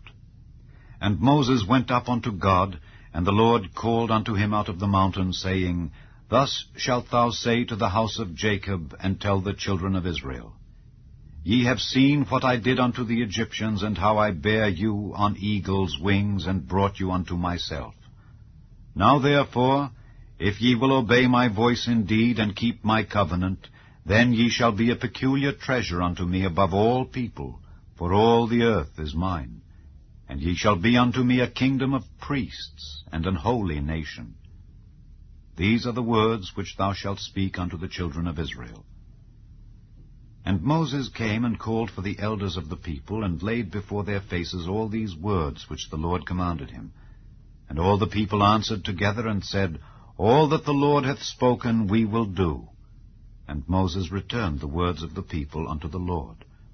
And the Lord said unto Moses, Lo, I come unto thee in a thick cloud, that the people may hear when I speak with thee, and believe thee forever. And Moses told the words of the people unto the Lord. And the Lord said unto Moses, Go unto the people, and sanctify them today and tomorrow, and let them wash their clothes, and be ready against the 3rd day. For the 3rd day the Lord will come down in the sight of all the people upon Mount Sinai. And thou shalt set bounds unto the people round about, saying, Take heed to yourselves, that ye go not up into the mount, or touch the border of it. Whosoever toucheth the mount shall be surely put to death. There shall not an hand touch it, but he shall surely be stoned or shot through. Whether it be beast or man, it shall not live. When the trumpet soundeth long, they shall come up to the mount. And Moses went down from the mount unto the people, and sanctified the people, and they washed their clothes. And he said unto the people, Be ready against the 3rd day. Come not at your wives. And it came to pass on the 3rd day in the morning, that there were thunders and lightnings, and a thick cloud upon the mount, and the voice of the trumpet exceeding loud, so that all the people that was in the camp trembled. And Moses brought forth the people out of the camp to meet with God, and they stood at the nether part of the mount. And Mount Sinai was altogether on a smoke, because the Lord descended upon it in fire, and the smoke thereof ascended as the smoke of a furnace, and the whole mount quaked greatly. And when the voice of the trumpet sounded long, and waxed louder and louder, Moses spake, and God answered him by a voice. And the Lord came down upon Mount Sinai on the top of the mount. And the Lord called Moses up to the top of the mount, and Moses went up. And the Lord said unto Moses, Go down, charge the people, lest they break through unto the Lord to gaze, and many of them perish. And let the priests also which come near to the Lord sanctify themselves, lest the Lord break forth upon them. And Moses said unto the Lord, The people cannot come up to Mount Sinai, for thou chargedst us, saying, Set bounds about the mount, and sanctify it. And the Lord said unto him, Away, get thee down, and thou shalt come up, thou and Aaron with thee. But let not the priests and the people break through to come up unto the Lord, lest he break forth upon them. So Moses went down unto the people, and spake unto them. Chapter 20. And God spake all these words, saying, I am the Lord thy God, which have brought thee out of the land of Egypt, out of the house of bondage. Thou shalt have no other gods before me. Thou shalt not make unto thee any graven image, or any likeness of anything that is in heaven above, or that is in the earth beneath, or that is in the water under the earth. Thou shalt not bow down thyself to them, nor serve them. For I, the Lord thy God, am a jealous God, visiting the iniquity of the fathers upon the children, unto the 3rd and 4th generation of them that hate me, and showing mercy unto thousands of them that love me and keep my commandments. Thou shalt not take the name of the Lord thy God in vain, for the Lord will not hold him guiltless that taketh his name in vain. Remember the Sabbath day to keep it holy. 6 days shalt thou labor and do all thy work, but the 7th day is the Sabbath of the Lord thy God. In it Thou shalt not do any work, thou, nor thy son, nor thy daughter, thy manservant, nor thy maidservant, nor thy cattle, nor thy stranger that is within thy gates. For in 6 days the Lord made heaven and earth, the sea, and all that in them is, and rested the 7th day. Wherefore the Lord blessed the Sabbath day, and hallowed it. Honor thy father and thy mother, that thy days may be long upon the land which the Lord thy God giveth thee. Thou shalt not kill. Thou shalt not commit adultery. Thou shalt not steal. Thou shalt not bear false witness against thy neighbor. Thou shalt not covet thy neighbor's house. Thou shalt not covet thy neighbor's wife, nor his manservant, nor his maidservant, nor his ox, nor his ass, nor anything that is thy neighbor's. And all the people saw the thunderings and the lightnings, and the noise of the trumpet, and the mountain smoking. And when the people saw it, they removed and stood afar off. And they said unto Moses, Speak thou with us, and we will hear, but let not God speak with us, lest we die. And Moses said unto the people, Fear not, for God is come to prove you, and that his fear may be before your faces, that ye sin not. And the people stood afar off, and Moses drew near unto the thick darkness where God was. And the Lord said unto Moses, Thus thou shalt say unto the children of Israel, Ye have seen that I have talked with you from heaven. Ye shall not make with me gods of silver, neither shall ye make unto you gods of gold. An altar of earth thou shalt make unto me, and shalt sacrifice thereon thy burnt offerings and thy peace offerings, thy sheep and thine oxen. In all places where I record my name, I will come unto thee, and I will bless thee. And if thou wilt make me an altar of stone, thou shalt not build it of hewn stone. For if thou lift up thy tool upon it, thou hast polluted it. Neither shalt thou go up by steps unto mine altar, that thy nakedness be not discovered thereon. Chapter 21. Now these are the judgments which thou shalt set before them. If thou buy an Hebrew servant, 6 years he shall serve, and in the 7th he shall go out free for nothing. If he came in by himself, he shall go out by himself. If he were married, then his wife shall go out with him. If his master have given him a wife, and she have borne him sons or daughters, the wife and her children shall be her master's, and he shall go out by himself. And if the servant shall plainly say, I love my master, my wife, and my children, I will not go out free, then his master shall bring him unto the judges. He shall also bring him to the door, or unto the doorpost, and his master shall bore his ear through with an awl, and he shall serve him forever. And if a man sell his daughter to be a maidservant, she shall not go out as the menservants do. If she please not her master, who hath betrothed her to himself, then shall he let her be redeemed. To sell her unto a strange nation he shall have no power, seeing he hath dealt deceitfully with her. And if he have betrothed her unto his son, he shall deal with her after the manner of daughters. If he take him another wife, her food, her raiment, and her duty of marriage shall he not diminish.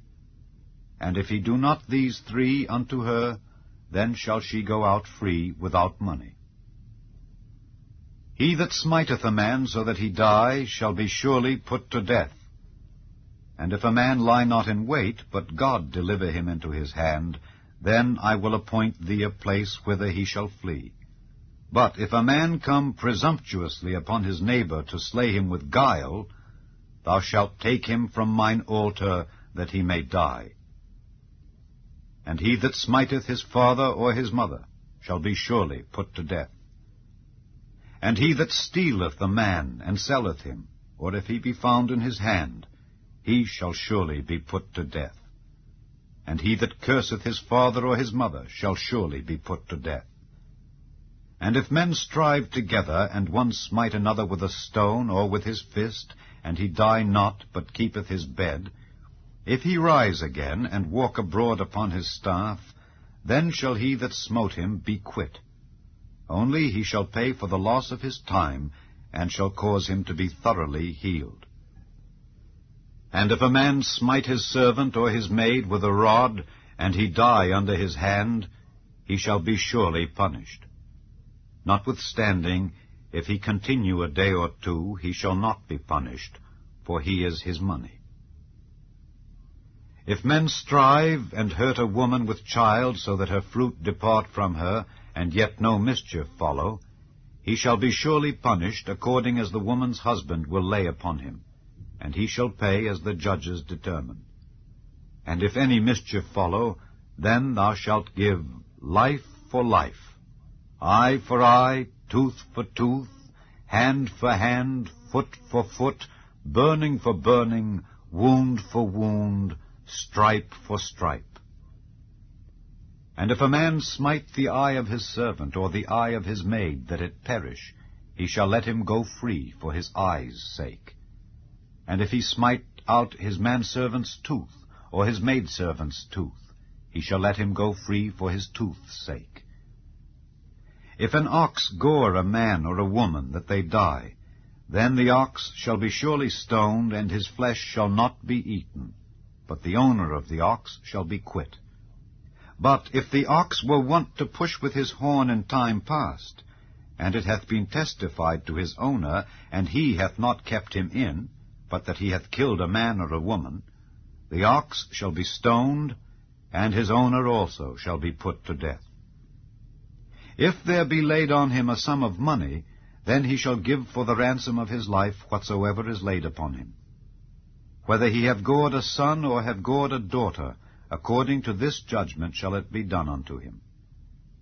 If the ox shall push a manservant or a maidservant, he shall give unto their master 30 shekels of silver, and the ox shall be stoned. And if a man shall open a pit, or if a man shall dig a pit, and not cover it, and an ox or an ass fall therein, the owner of the pit shall make it good, and give money unto the owner of them, and the dead beast shall be his. And if one man's ox hurt another's, that he die, then they shall sell the live ox, and divide the money of it, and the dead ox also they shall divide. Or if it be known that the ox hath used to push in time past, and his owner hath not kept him in, he shall surely pay ox for ox, and the dead shall be his own. Chapter 22. If a man shall steal an ox or a sheep, and kill it or sell it, he shall restore 5 oxen for an ox, and 4 sheep for a sheep. If a thief be found breaking up, and be smitten that he die, there shall no blood be shed for him. If the sun be risen upon him, there shall be blood shed for him, for he should make full restitution. If he have nothing, then he shall be sold for his theft. If the theft be certainly found in his hand alive, whether it be ox or ass or sheep, he shall restore double. If a man shall cause a field or vineyard to be eaten, and shall put in his beast, and shall feed in another man's field, of the best of his own field and of the best of his own vineyard shall he make restitution. If fire break out and catch in thorns, so that the stacks of corn or the standing corn or the field be consumed therewith, he that kindled the fire shall surely make restitution. If a man shall deliver unto his neighbor money or stuff to keep, and it be stolen out of the man's house, if the thief be found, let him pay double. If the thief be not found, then the master of the house shall be brought unto the judges to see whether he have put his hand unto his neighbor's goods. For all manner of trespass, whether it be for ox, for ass, for sheep, for raiment, or for any manner of lost thing which another challengeth to be his, the cause of both parties shall come before the judges, and whom the judges shall condemn, he shall pay double unto his neighbor.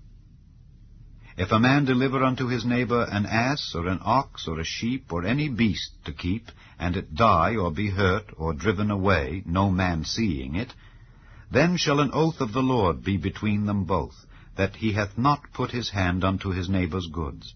And the owner of it shall accept thereof, and he shall not make it good.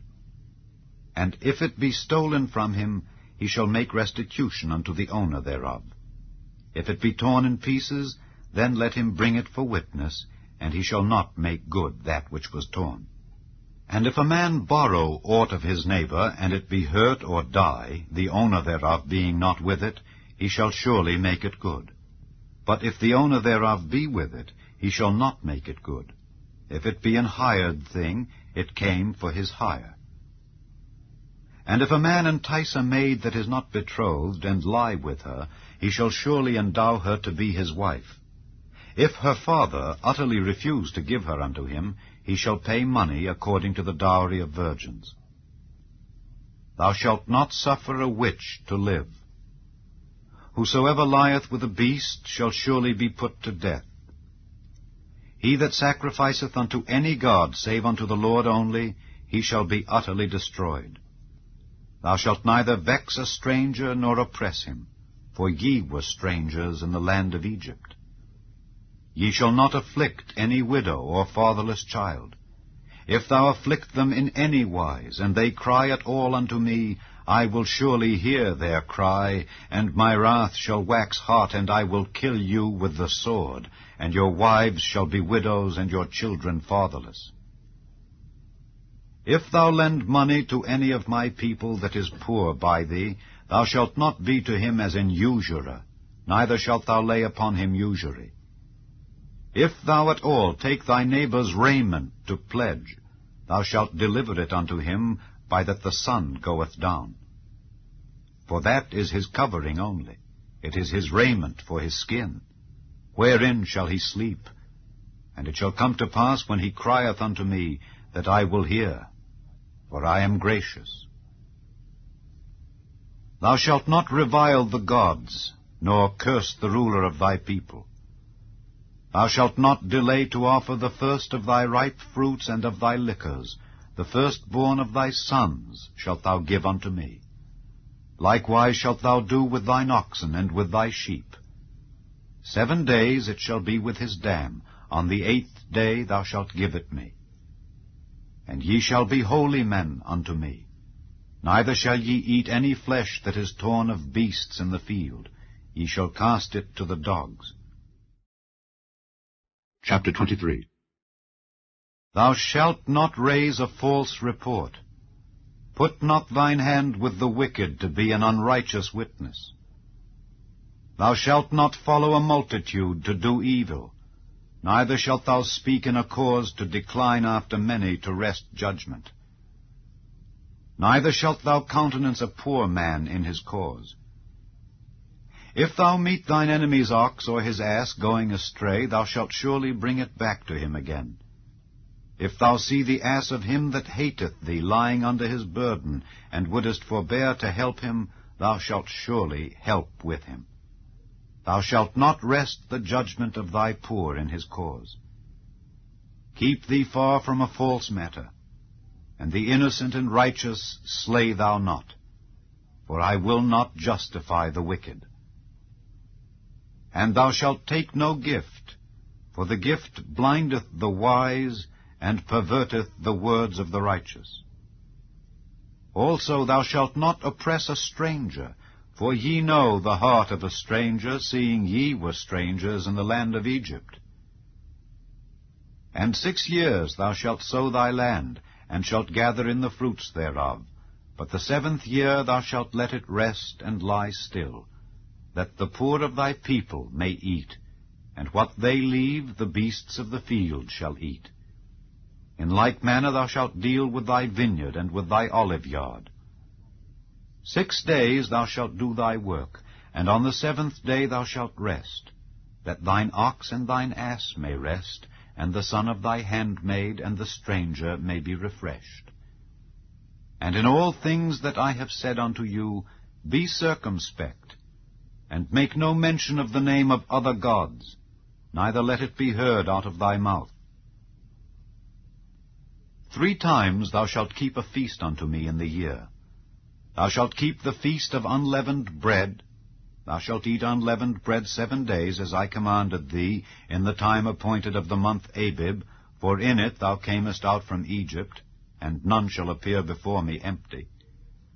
And the feast of harvest, the first fruits of thy labors which thou hast sown in the field, and the feast of ingathering, which is in the end of the year, when thou hast gathered in thy labors out of the field. 3 times in the year all thy males shall appear before the Lord God. Thou shalt not offer the blood of my sacrifice with leavened bread, neither shall the fat of my sacrifice remain until the morning.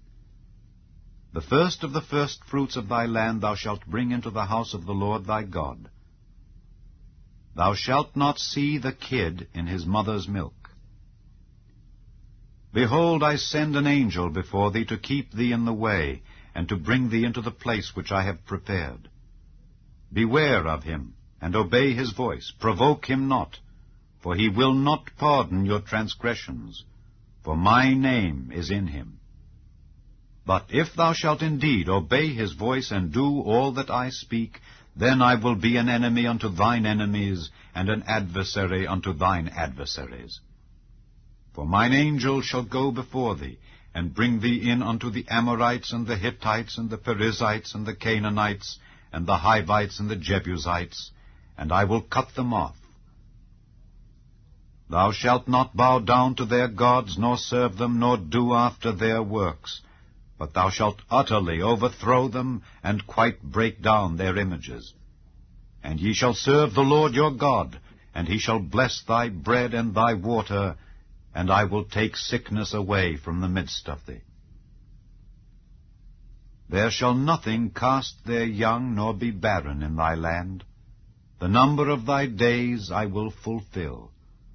I will send my fear before thee, and will destroy all the people to whom thou shalt come, and I will make all thine enemies turn their backs unto thee. And I will send hornets before thee, which shall drive out the Hivite, the Canaanite, and the Hittite from before thee. I will not drive them out from before thee in 1 year, lest the land become desolate, and the beast of the field multiply against thee. By little and little I will drive them out from before thee, until thou be increased, and inherit the land. And I will set thy bounds from the Red Sea even unto the sea of the Philistines, and from the desert unto the river.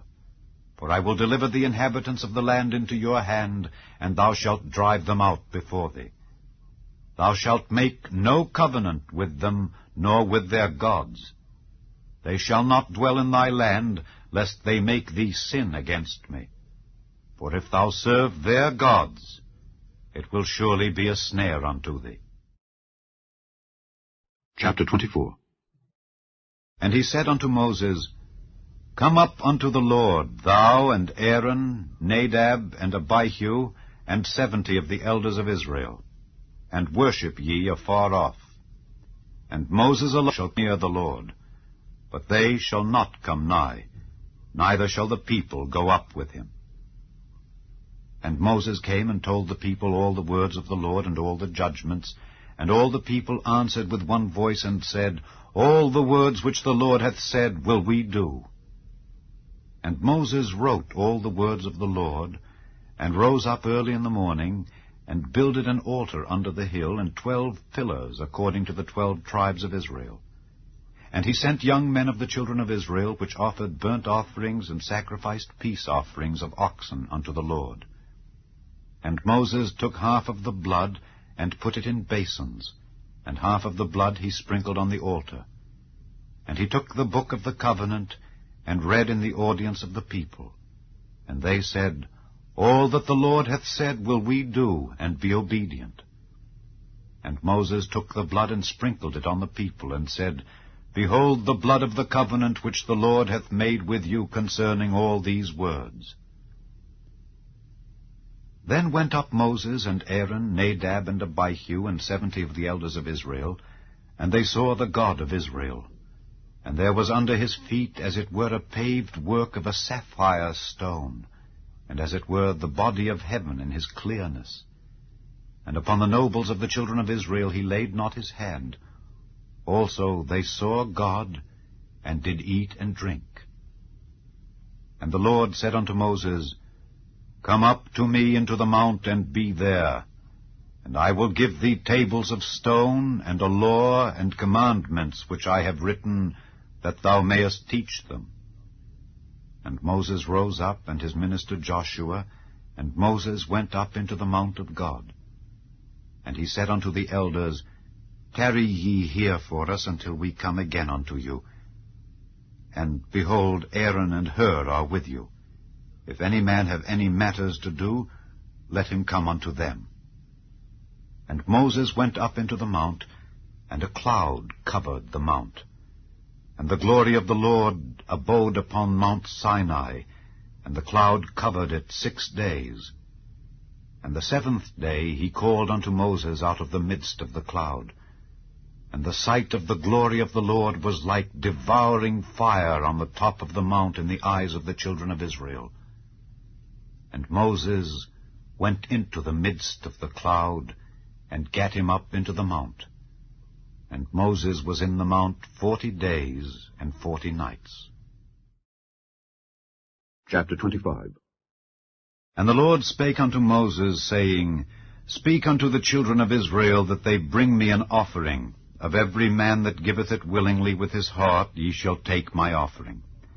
And this is the offering which ye shall take of them: gold, and silver, and brass, and blue, and purple, and scarlet, and fine linen, and goat's hair, and rams' skins dyed red, and badgers' skins, and shittim wood, oil for the light, spices for anointing oil, and for sweet incense, onyx stones, and stones to be set in the ephod and in the breastplate. And let them make me a sanctuary, that I may dwell among them. According to all that I show thee, after the pattern of the tabernacle and the pattern of all the instruments thereof, even so shall ye make it. And they shall make an ark of shittim wood. 2 cubits and a half shall be the length thereof, and 1 cubit and a half the breadth thereof, and 1 cubit and a half the height thereof. And thou shalt overlay it with pure gold, within and without shalt thou overlay it, and shalt make upon it a crown of gold round about. And thou shalt cast 4 rings of gold for it, and put them in the 4 corners thereof. And 2 rings shall be in the one side of it, and 2 rings in the other side of it. And thou shalt make staves of shittim wood, and overlay them with gold. And thou shalt put the staves into the rings by the sides of the ark, that the ark may be borne with them. The staves shall be in the rings of the ark, they shall not be taken from it. And thou shalt put into the ark the testimony which I shall give thee. And thou shalt make a mercy seat of pure gold. 2 cubits and a half shall be the length thereof, and 1 cubit and a half the breadth thereof. And thou shalt make 2 cherubims of gold, of beaten work shalt thou make them, in the 2 ends of the mercy seat. And make 1 cherub on the one end, and the other cherub on the other end. Even of the mercy seat shall ye make the cherubims on the 2 ends thereof. And the cherubim shall stretch forth their wings on high, covering the mercy seat with their wings, and their faces shall look one to another. Toward the mercy seat shall the faces of the cherubims be. And thou shalt put the mercy seat above upon the ark, and in the ark thou shalt put the testimony that I shall give thee. And there I will meet with thee, and I will commune with thee from above the mercy seat, from between the 2 cherubims which are upon the ark of the testimony, of all things which I will give thee in commandment unto the children of Israel. Thou shalt also make a table of shittim wood. 2 cubits shall be the length thereof, and 1 cubit the breadth thereof, and 1 cubit and a half the height thereof. And thou shalt overlay it with pure gold, and make thereto a crown of gold round about. And thou shalt make unto it a border of an hand breadth round about, and thou shalt make a golden crown to the border thereof round about. And thou shalt make for it 4 rings of gold, and put the rings in the 4 corners that are on the 4 feet thereof. Over against the border shall the rings be, for places of the staves to bear the table. And thou shalt make the staves of shittim wood, and overlay them with gold, that the table may be borne with them. And thou shalt make the dishes thereof, and spoons thereof, and covers thereof, and bowls thereof, to cover withal, of pure gold shalt thou make them. And thou shalt set upon the table showbread before me alway. And thou shalt make a candlestick of pure gold, of beaten work shall the candlestick be made.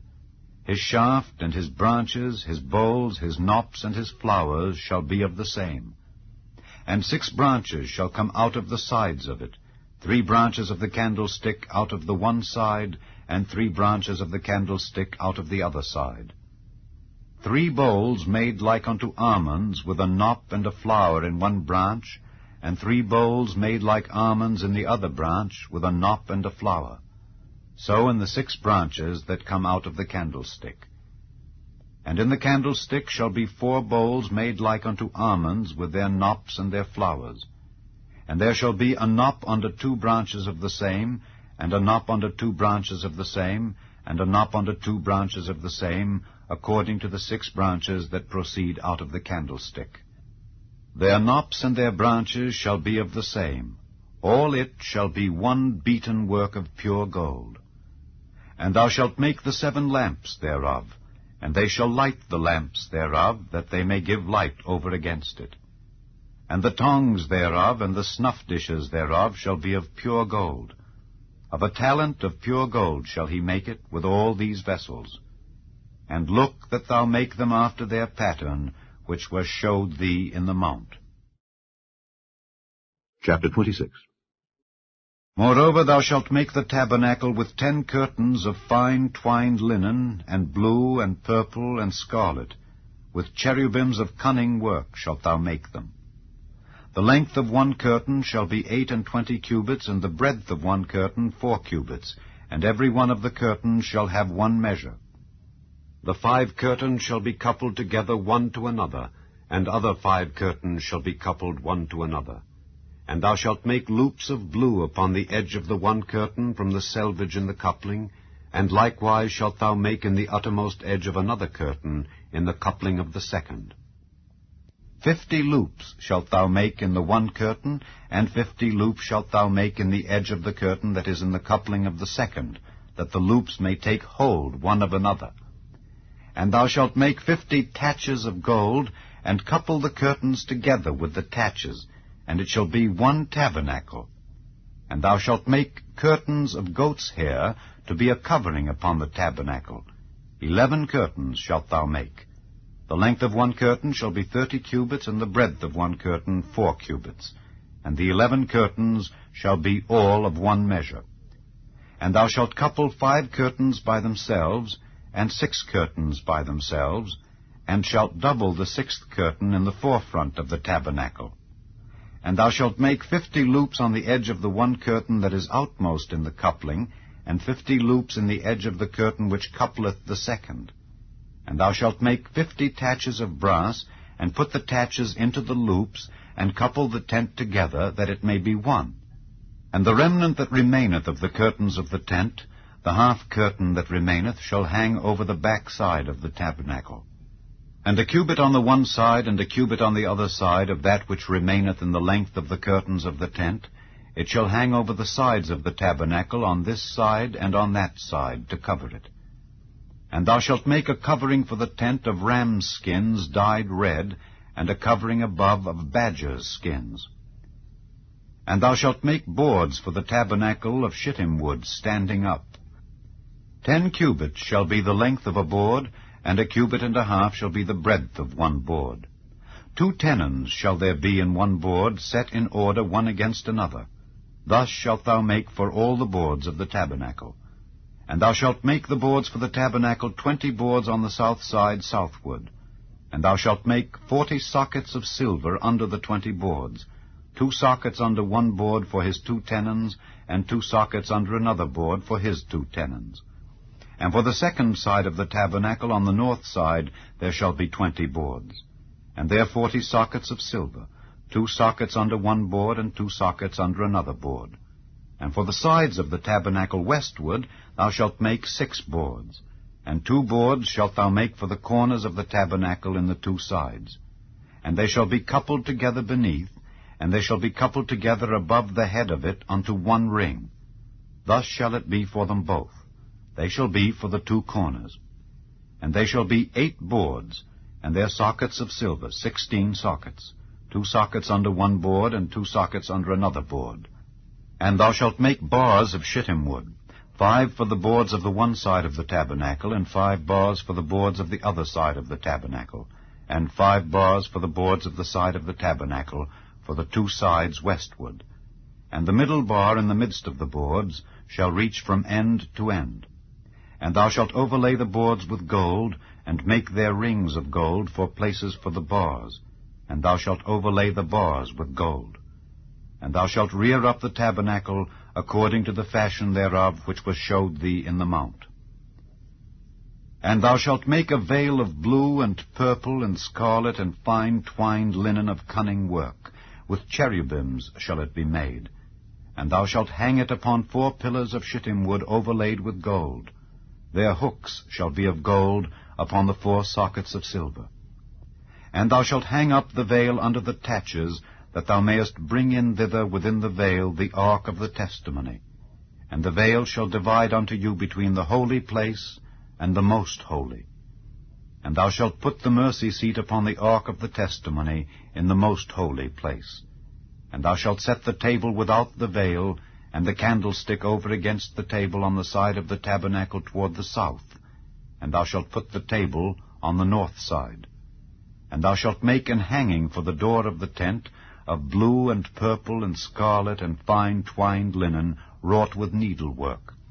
And thou shalt make for the hanging 5 pillars of shittim wood, and overlay them with gold, and their hooks shall be of gold.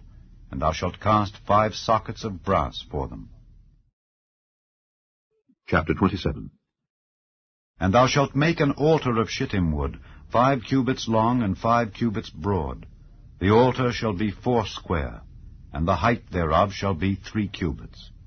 And thou shalt make the horns of it upon the 4 corners thereof. His horns shall be of the same, and thou shalt overlay it with brass. And thou shalt make his pans to receive his ashes, and his shovels, and his basins, and his flesh hooks, and his fire pans. All the vessels thereof thou shalt make of brass. And thou shalt make for it a grate of network of brass. And upon the net shalt thou make 4 brazen rings in the 4 corners thereof. And thou shalt put it under the compass of the altar beneath, that the net may be even to the midst of the altar. And thou shalt make staves for the altar, staves of shittim wood, and overlay them with brass. And the staves shall be put into the rings, and the staves shall be upon the 2 sides of the altar to bear it. Hollow with boards shalt thou make it.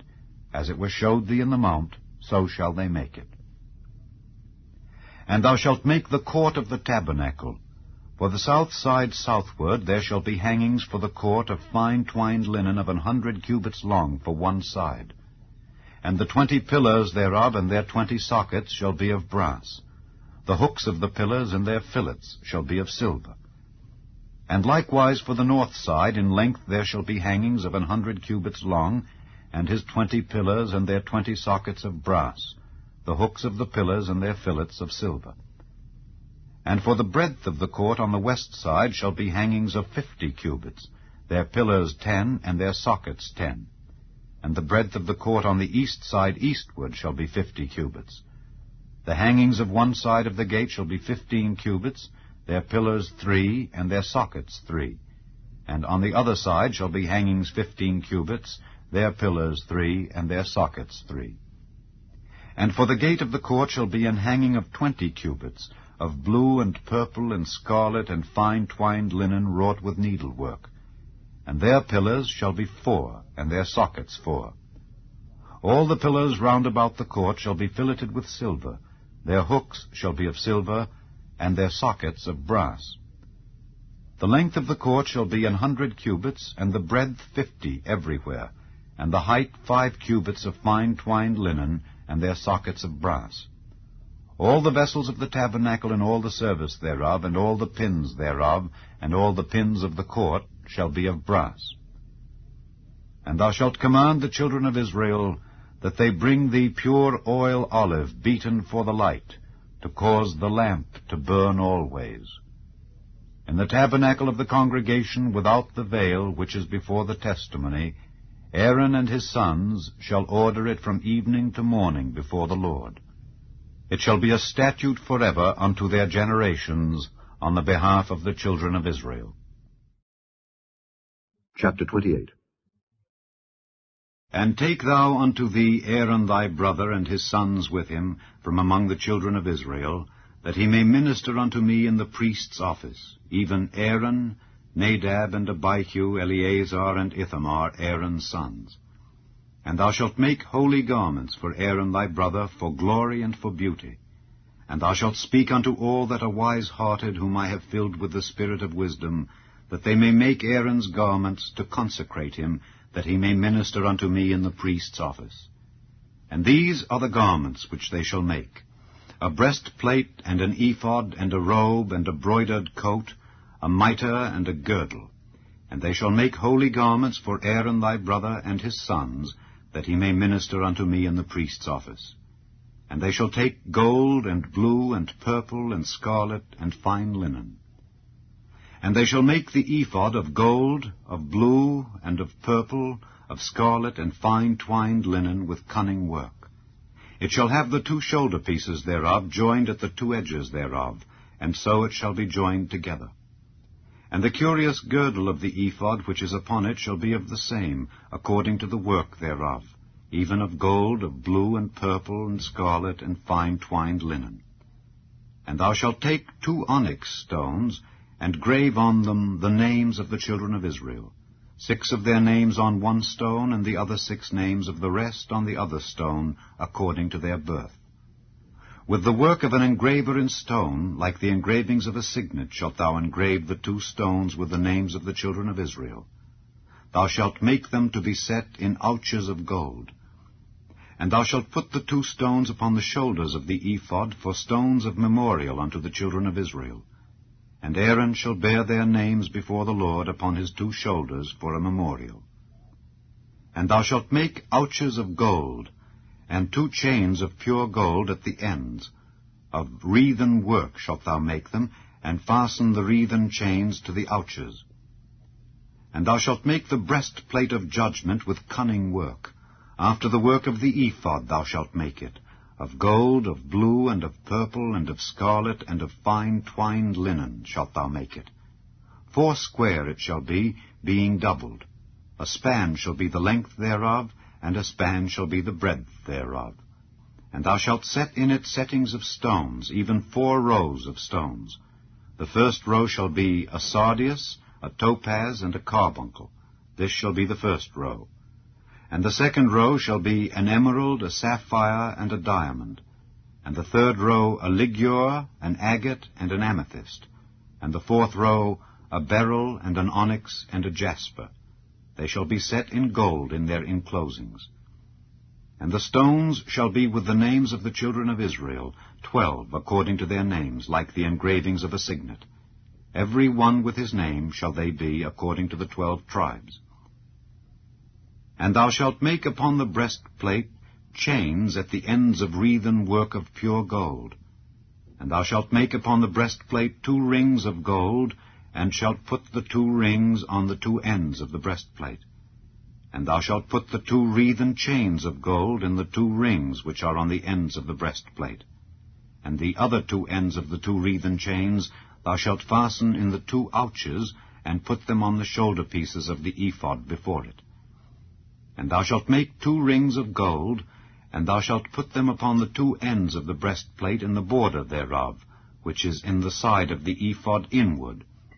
And 2 other rings of gold thou shalt make, and shalt put them on the 2 sides of the ephod underneath, toward the forepart thereof, over against the other coupling thereof, above the curious girdle of the ephod. And they shall bind the breastplate by the rings thereof unto the rings of the ephod with a lace of blue, that it may be above the curious girdle of the ephod, and that the breastplate be not loosed from the ephod. And Aaron shall bear the names of the children of Israel in the breastplate of judgment upon his heart, when he goeth in unto the holy place, for a memorial before the Lord continually.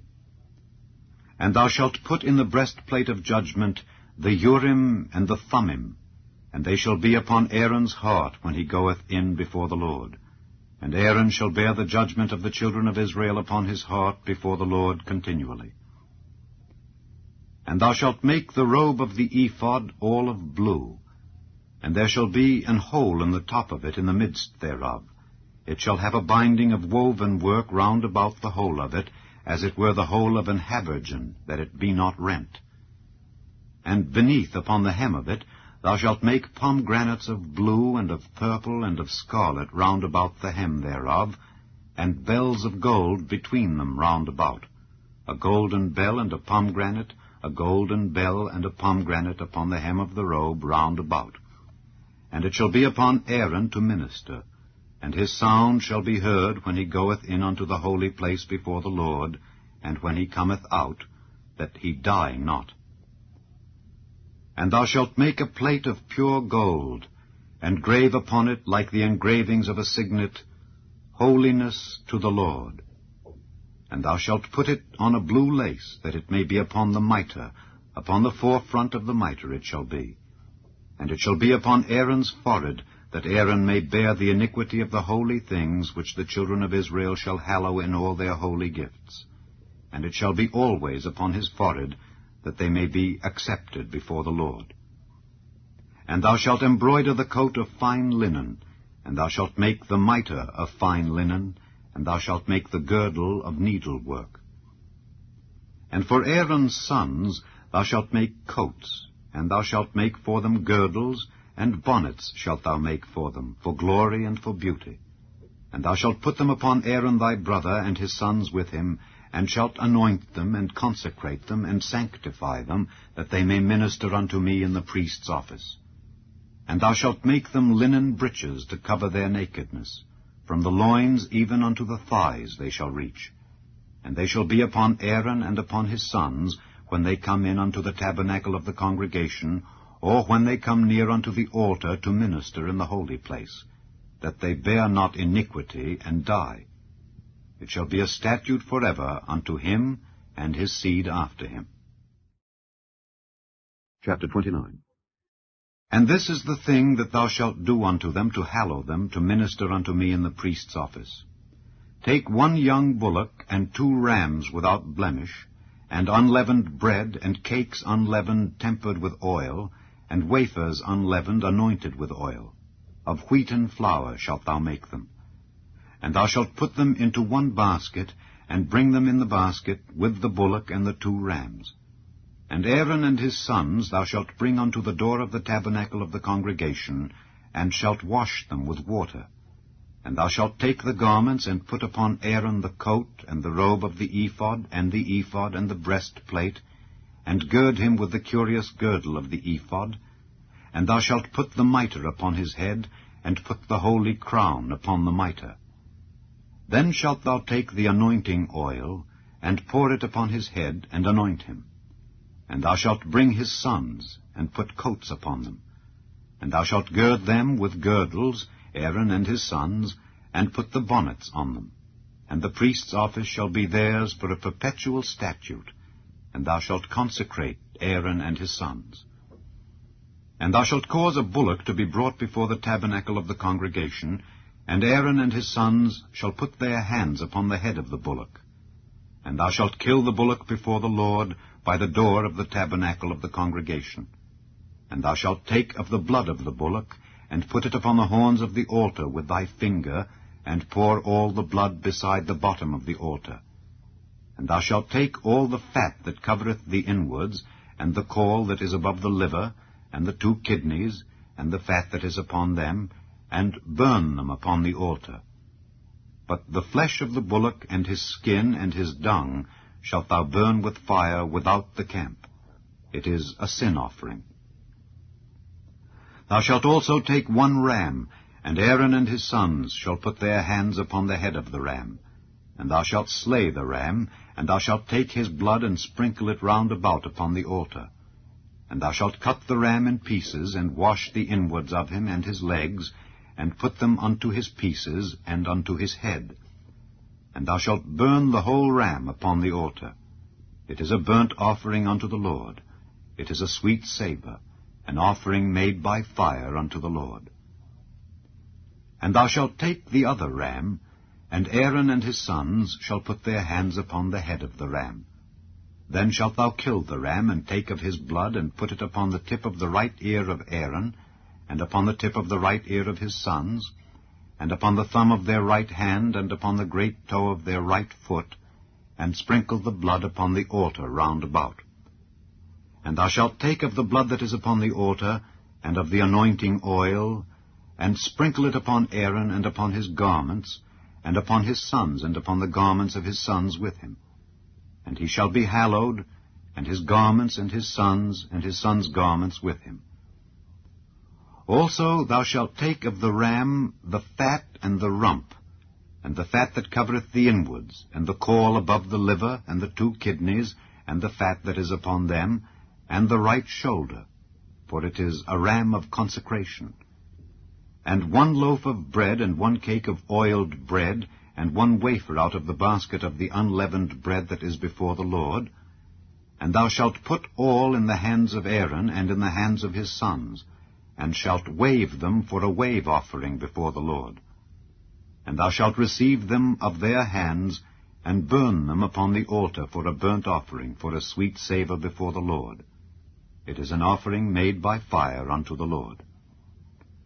And thou shalt take the breast of the ram of Aaron's consecration, and wave it for a wave offering before the Lord, and it shall be thy part. And thou shalt sanctify the breast of the wave offering, and the shoulder of the heave offering, which is waved and which is heaved up of the ram of the consecration, even of that which is for Aaron, and of that which is for his sons. And it shall be Aaron's and his sons by a statute forever from the children of Israel. For it is an heave offering, and it shall be an heave offering from the children of Israel of the sacrifice of their peace offerings, even their heave offering unto the Lord. And the holy garments of Aaron shall be his sons after him, to be anointed therein, and to be consecrated in them. And that son that is priest in his stead shall put them on 7 days, when he cometh into the tabernacle of the congregation, to minister in the holy place. And thou shalt take the ram of the consecration, and seethe his flesh in the holy place. And Aaron and his sons shall eat the flesh of the ram, and the bread that is in the basket by the door of the tabernacle of the congregation. And they shall eat those things wherewith the atonement was made, to consecrate and to sanctify them. But a stranger shall not eat thereof, because they are holy. And if aught of the flesh of the consecrations or of the bread remain unto the morning, then thou shalt burn the remainder with fire. It shall not be eaten, because it is holy. And thus shalt thou do unto Aaron and to his sons, according to all things which I have commanded thee. 7 days shalt thou consecrate them. And thou shalt offer every day a bullock for a sin offering for atonement. And thou shalt cleanse the altar when thou hast made an atonement for it, and thou shalt anoint it to sanctify it. 7 days thou shalt make an atonement for the altar and sanctify it, and it shall be an altar most holy. Whatsoever toucheth the altar shall be holy. Now this is that which thou shalt offer upon the altar: 2 lambs of the first year, day by day, continually. The 1 lamb thou shalt offer in the morning, and the other lamb thou shalt offer at even. And with the 1 lamb 1/10 deal of flour mingled with the 4th part of an hin of beaten oil, and the 4th part of an hin of wine for a drink offering. And the other lamb thou shalt offer at even, and shalt do thereto according to the meat offering of the morning, and according to the drink offering thereof, for a sweet savour, an offering made by fire unto the Lord. This shall be a continual burnt offering throughout your generations at the door of the tabernacle of the congregation before the Lord, where I will meet you to speak there unto thee. And there I will meet with the children of Israel, and the tabernacle shall be sanctified by my glory. And I will sanctify the tabernacle of the congregation and the altar. I will sanctify also both Aaron and his sons to minister to me in the priest's office. And I will dwell among the children of Israel, and will be their God. And they shall know that I am the Lord their God, that brought them forth out of the land of Egypt, that I may dwell among them. I am the Lord their God. Chapter 30. And thou shalt make an altar to burn incense upon. Of shittim wood shalt thou make it. A cubit shall be the length thereof, and a cubit the breadth thereof. foursquare shall it be, and 2 cubits shall be the height thereof. The horns thereof shall be of the same. And thou shalt overlay it with pure gold, the top thereof, and the sides thereof round about, and the horns thereof. And thou shalt make unto it a crown of gold round about. And 2 golden rings shalt thou make to it under the crown of it, by the 2 corners thereof. Upon the 2 sides of it shalt thou make it. And they shall be for places for the staves to bear it withal. And thou shalt make the staves of shittim wood, and overlay them with gold. And thou shalt put it before the veil that is by the ark of the testimony, before the mercy seat that is over the testimony, where I will meet with thee. And Aaron shall burn thereon sweet incense every morning. When he dresseth the lamps, he shall burn incense upon it. And when Aaron lighteth the lamps at even, he shall burn incense upon it, a perpetual incense before the Lord throughout your generations.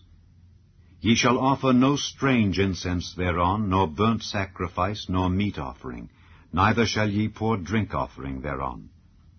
And Aaron shall make an atonement upon the horns of it once in a year with the blood of the sin offering of atonements.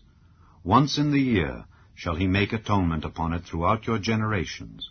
It is most holy unto the Lord. And the Lord spake unto Moses, saying, When thou takest the sum of the children of Israel after their number, then shall they give every man a ransom for his soul unto the Lord, when thou numberest them, that there be no plague among them when thou numberest them. This they shall give every one that passeth among them that are numbered, 1/2 a shekel after the shekel of the sanctuary. A shekel is 20 gerahs. And 1/2 shekel shall be the offering of the Lord. Every one that passeth among them that are numbered from 20 years old and above shall give an offering unto the Lord. The rich shall not give more, and the poor shall not give less than 1/2 a shekel, when they give an offering unto the Lord to make an atonement for your souls. And thou shalt take the atonement money of the children of Israel, and shalt appoint it for the service of the tabernacle of the congregation, that it may be a memorial unto the children of Israel before the Lord, to make an atonement for your souls. And the Lord spake unto Moses, saying, Thou shalt also make a laver of brass, and his foot also of brass, to wash withal. And thou shalt put it between the tabernacle of the congregation and the altar, and thou shalt put water therein. For Aaron and his sons shall wash their hands and their feet thereat. When they go into the tabernacle of the congregation, they shall wash with water, that they die not. Or when they come near to the altar to minister, to burn offering made by fire unto the Lord, so they shall wash their hands and their feet, that they die not. And it shall be a statute forever to them, even to him and to his seed throughout their generations. Moreover the Lord spake unto Moses, saying, Take thou also unto thee principal spices, of pure myrrh 500 shekels, and of sweet cinnamon 1/2 so much, even 250 shekels, and of sweet calamus 250 shekels, and of cassia 500 shekels, after the shekel of the sanctuary, and of oil olive and hin. And thou shalt make it an oil of holy ointment, an ointment compound after the art of the apothecary. It shall be an holy anointing oil.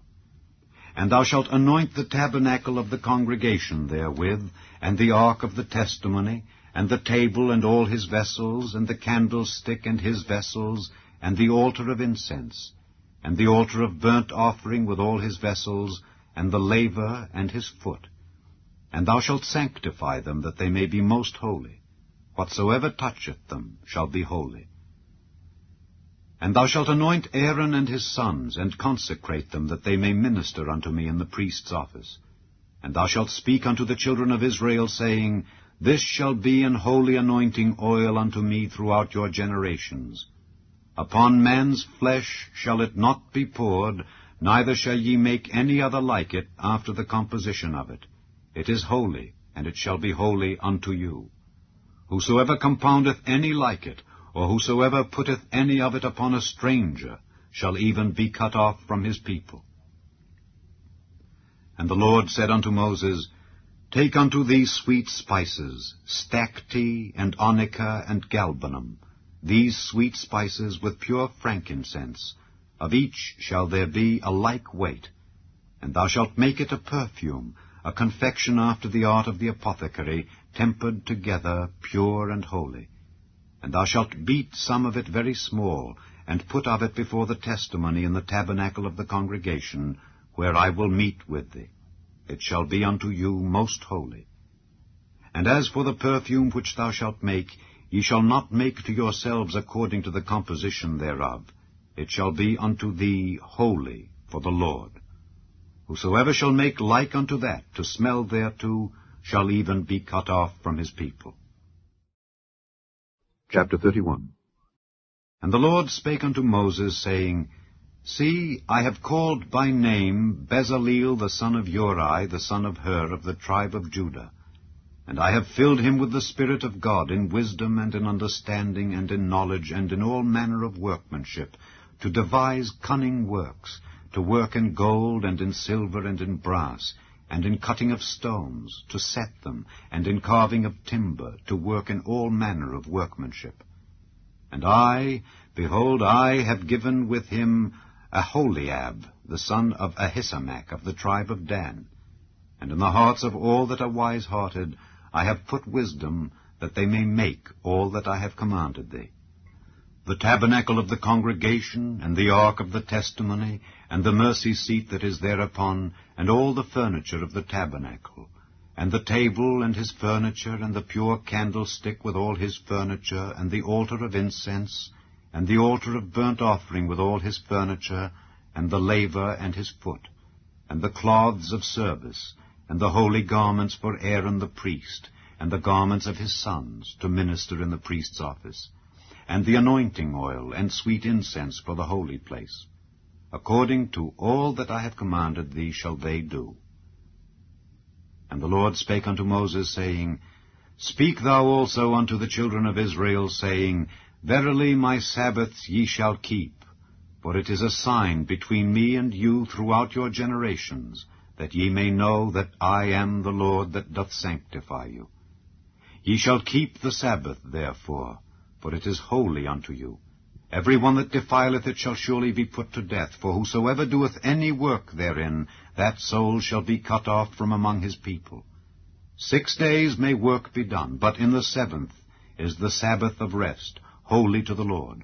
Whosoever doeth any work in the Sabbath day, he shall surely be put to death. Wherefore the children of Israel shall keep the Sabbath, to observe the Sabbath throughout their generations, for a perpetual covenant. It is a sign between me and the children of Israel forever. For in 6 days the Lord made heaven and earth, and on the 7th day he rested and was refreshed. And he gave unto Moses, when he had made an end of communing with him upon Mount Sinai, 2 tables of testimony, tables of stone written with the finger of God. Chapter 32. And when the people saw that Moses delayed to come down out of the mount, the people gathered themselves together unto Aaron, and said unto him, Up, make us gods, which shall go before us. For as for this Moses, the man that brought us up out of the land of Egypt, we wot not what is become of him. And Aaron said unto them, Break off the golden earrings which are in the ears of your wives, of your sons, and of your daughters, and bring them unto me. And all the people brake off the golden earrings which were in their ears, and brought them unto Aaron. And he received them at their hand, and fashioned it with a graving tool, after he had made it a molten calf. And they said, These be thy gods, O Israel, which brought thee up out of the land of Egypt. And when Aaron saw it, he built an altar before it. And Aaron made proclamation, and said, Tomorrow is a feast to the Lord. And they rose up early on the morrow, and offered burnt offerings, and brought peace offerings. And the people sat down to eat and to drink, and rose up to play. And the Lord said unto Moses, Go, get thee down, for thy people which thou broughtest out of the land of Egypt have corrupted themselves. They have turned aside quickly out of the way which I commanded them. They have made them a molten calf, and have worshipped it, and have sacrificed thereunto, and said, These be thy gods, O Israel, which have brought thee up out of the land of Egypt. And the Lord said unto Moses, I have seen this people, and behold, it is a stiff-necked people. Now therefore let me alone, that my wrath may wax hot against them, and that I may consume them, and I will make of thee a great nation. And Moses besought the Lord his God, and said, Lord, why doth thy wrath wax hot against thy people, which thou hast brought forth out of the land of Egypt with great power and with a mighty hand? Wherefore should the Egyptians speak and say, For mischief did he bring them out, to slay them in the mountains, and to consume them from the face of the earth? Turn from thy fierce wrath, and repent of this evil against thy people. Remember Abraham, Isaac, and Israel, thy servants, to whom thou swarest by thine own self, and saidst unto them, I will multiply your seed as the stars of heaven, and all this land that I have spoken of will I give unto your seed, and they shall inherit it forever. And the Lord repented of the evil which he thought to do unto his people. And Moses turned, and went down from the mount, and the 2 tables of the testimony were in his hand. The tables were written on both their sides, on the one side and on the other were they written. And the tables were the work of God, and the writing was the writing of God, graven upon the tables. And when Joshua heard the noise of the people as they shouted, he said unto Moses, There is a noise of war in the camp. And he said, It is not the voice of them that shout for mastery, neither is it the voice of them that cry for being overcome, but the noise of them that sing do I hear. And it came to pass, as soon as he came nigh unto the camp, that he saw the calf and the dancing, and Moses' anger waxed hot, and he cast the tables out of his hands, and brake them beneath the mount. And he took the calf which they had made, and burnt it in the fire, and ground it to powder, and strawed it upon the water, and made the children of Israel drink of it. And Moses said unto Aaron, What did this people unto thee, that thou hast brought so great a sin upon them? And Aaron said, Let not the anger of my Lord wax hot. Thou knowest the people, that they are set on mischief. For they said unto me, Make us gods which shall go before us. For as for this Moses, the man that brought us up out of the land of Egypt, we wot not what is become of him. And I said unto them, Whosoever hath any gold, let them break it off. So they gave it me. Then I cast it into the fire, and there came out this calf. And when Moses saw that the people were naked, for Aaron had made them naked unto their shame among their enemies, then Moses stood in the gate of the camp, and said, Who is on the Lord's side? Let him come unto me. And all the sons of Levi gathered themselves together unto him. And he said unto them, Thus saith the Lord God of Israel, Put every man his sword by his side, and go in and out from gate to gate throughout the camp, and slay every man his brother, and every man his companion, and every man his neighbor. And the children of Levi did according to the word of Moses, and there fell of the people that day about 3,000 men. For Moses had said, Consecrate yourselves today to the Lord, even every man upon his son and upon his brother, that he may bestow upon you a blessing this day. And it came to pass on the morrow that Moses said unto the people, Ye have sinned a great sin.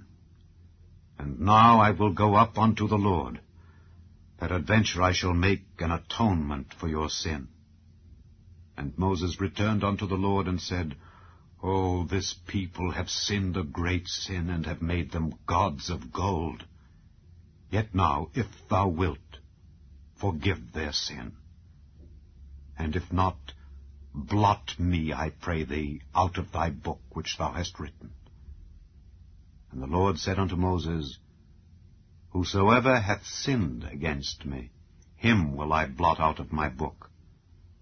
Therefore now go, lead the people unto the place of which I have spoken unto thee. Behold, mine angel shall go before thee. Nevertheless, in the day when I visit, I will visit their sin upon them.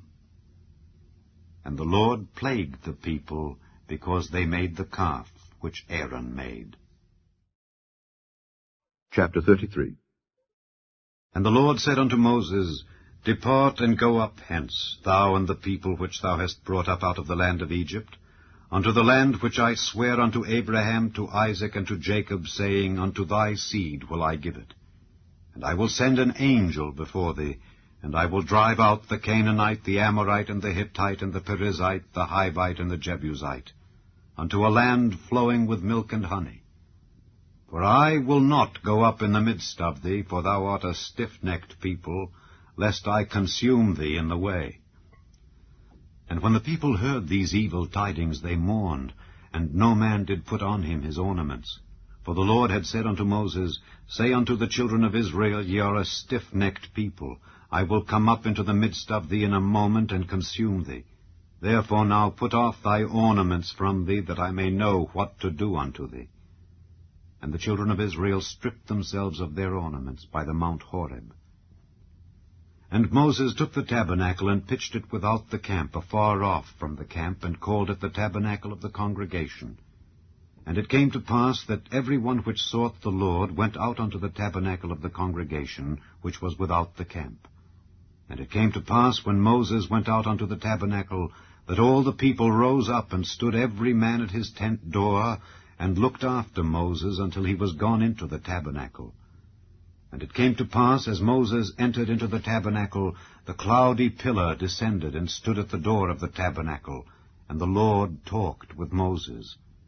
And all the people saw the cloudy pillar stand at the tabernacle door, and all the people rose up and worshipped, every man in his tent door. And the Lord spake unto Moses face to face, as a man speaketh unto his friend.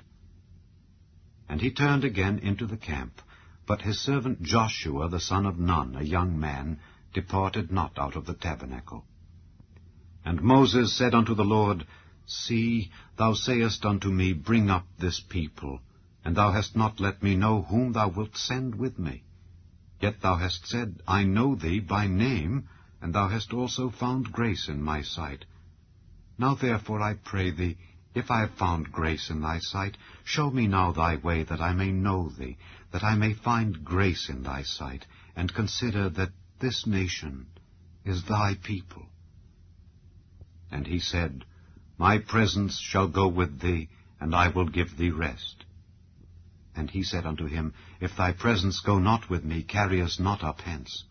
For wherein shall it be known here that I and thy people have found grace in thy sight? Is it not in that thou goest with us? So shall we be separated, I and thy people, from all the people that are upon the face of the earth. And the Lord said unto Moses, I will do this thing also that thou hast spoken, for thou hast found grace in my sight, and I know thee by name.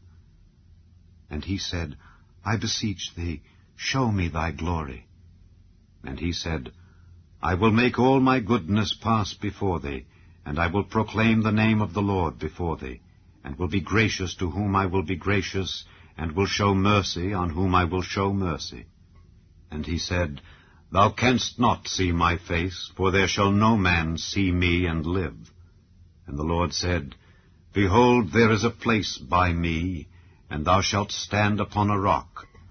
And it shall come to pass, while my glory passeth by, that I will put thee in a clift of the rock, and will cover thee with my hand while I pass by.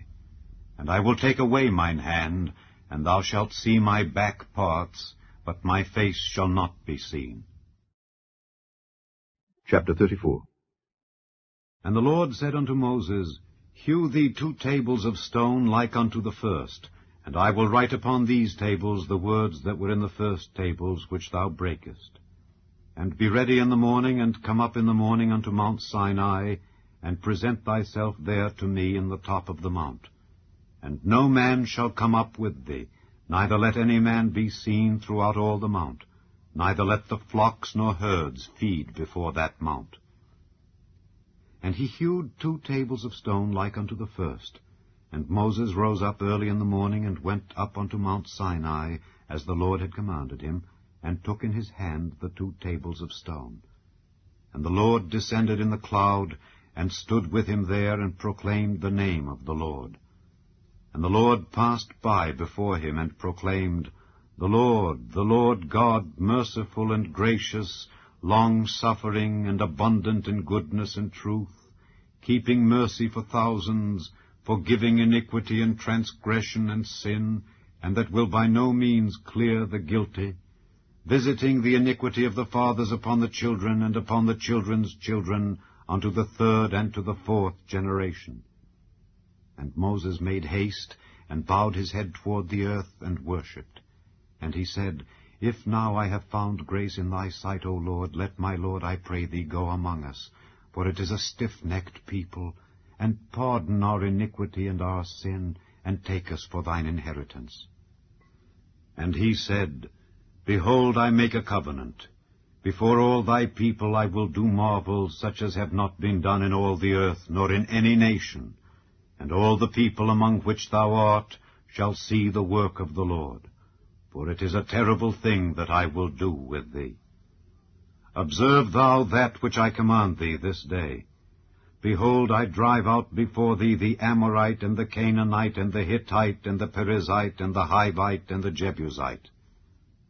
Take heed to thyself, lest thou make a covenant with the inhabitants of the land whither thou goest, lest it be for a snare in the midst of thee. But ye shall destroy their altars, break their images, and cut down their groves. For thou shalt worship no other God, for the Lord, whose name is jealous, is a jealous God. Lest thou make a covenant with the inhabitants of the land, and they go a-whoring after their gods, and do sacrifice unto their gods, and one call thee, and thou eat of his sacrifice, and thou take of their daughters unto thy sons, and their daughters go a-whoring after their gods, and make thy sons go a-whoring after their gods. Thou shalt make thee no molten gods. The feast of unleavened bread shalt thou keep. 7 days thou shalt eat unleavened bread, as I commanded thee, in the time of the month Abib, for in the month Abib thou camest out from Egypt. All that openeth the matrix is mine, and every firstling among thy cattle, whether ox or sheep, that is male. But the firstling of an ass thou shalt redeem with a lamb, and if thou redeem him not, then shalt thou break his neck. All the firstborn of thy sons thou shalt redeem, and none shall appear before me empty. 6 days thou shalt work, but on the 7th day thou shalt rest. In earing time and in harvest thou shalt rest. And thou shalt observe the feast of weeks, of the first fruits of wheat harvest, and the feast of ingathering at the year's end. Thrice in the year shall all your men-children appear before the Lord God, the God of Israel. For I will cast out the nations before thee, and enlarge thy borders. Neither shall any man desire thy land, when thou shalt go up to appear before the Lord thy God thrice in the year. Thou shalt not offer the blood of my sacrifice with leaven, neither shall the sacrifice of the feast of the Passover be left unto the morning. The first of the firstfruits of thy land thou shalt bring unto the house of the Lord thy God. Thou shalt not see the kid in his mother's milk. And the Lord said unto Moses, Write thou these words, for after the tenor of these words I have made a covenant with thee and with Israel. And he was there with the Lord 40 days and 40 nights. He did neither eat bread nor drink water, and he wrote upon the tables the words of the covenant, the 10 commandments. And it came to pass, when Moses came down from Mount Sinai with the 2 tables of testimony in Moses' hand, when he came down from the mount, that Moses wist not that the skin of his face shone while he talked with him. And when Aaron and all the children of Israel saw Moses, behold, the skin of his face shone, and they were afraid to come nigh him. And Moses called unto them, and Aaron and all the rulers of the congregation returned unto him, and Moses talked with them. And afterward all the children of Israel came nigh, and he gave them in commandment all that the Lord had spoken with him in Mount Sinai. And till Moses had done speaking with them, he put a veil on his face. But when Moses went in before the Lord to speak with him, he took the veil off until he came out. And he came out and spake unto the children of Israel that which he was commanded. And the children of Israel saw the face of Moses, that the skin of Moses' face shone. And Moses put the veil upon his face again, until he went in to speak with him. Chapter 35. And Moses gathered all the congregation of the children of Israel together, and said unto them, These are the words which the Lord hath commanded, that ye should do them. 6 days shall work be done, but on the 7th day there shall be to you an holy day, a Sabbath of rest to the Lord. Whosoever doeth work therein shall be put to death. Ye shall kindle no fire throughout your habitations upon the Sabbath day. And Moses spake unto all the congregation of the children of Israel, saying, This is the thing which the Lord commanded, saying, Take ye from among you an offering unto the Lord. Whosoever is of a willing heart, let him bring it, an offering of the Lord, gold and silver and brass and blue and purple and scarlet and fine linen and goat's hair, and rams' skins dyed red, and badger skins and shittim wood, and oil for the light, and spices for anointing oil and for the sweet incense, and onyx stones, and stones to be set for the ephod and for the breastplate.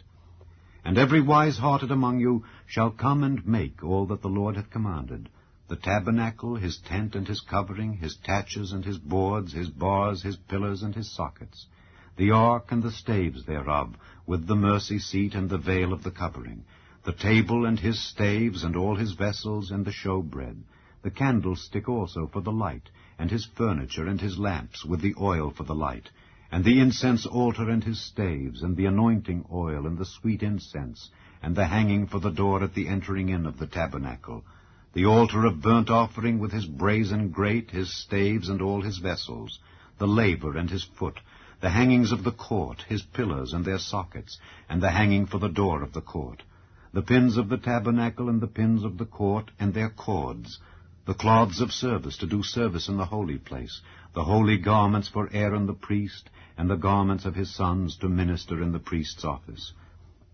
And all the congregation of the children of Israel departed from the presence of Moses.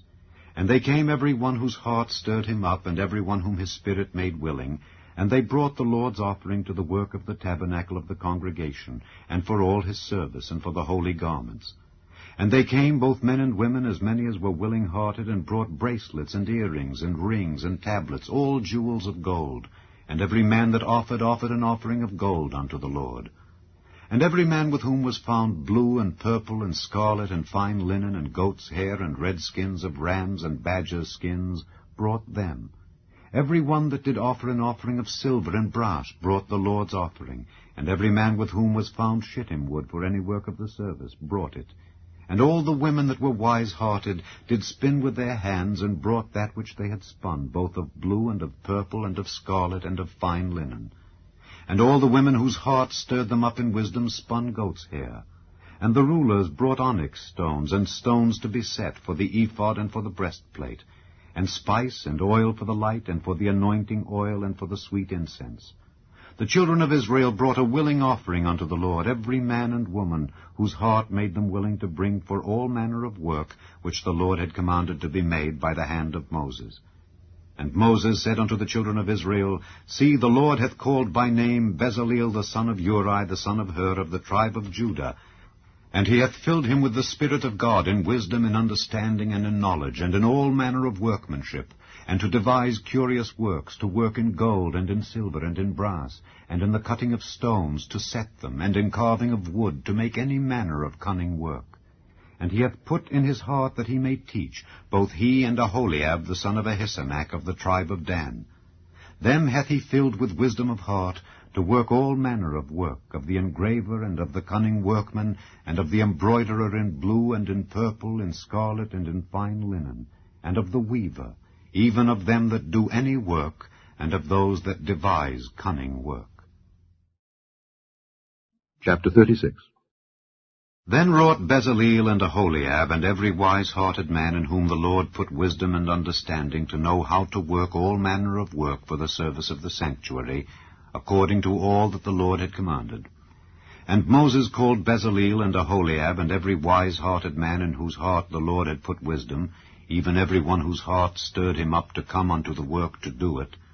And they received of Moses all the offering which the children of Israel had brought for the work of the service of the sanctuary, to make it withal. and they brought yet unto him free offerings every morning.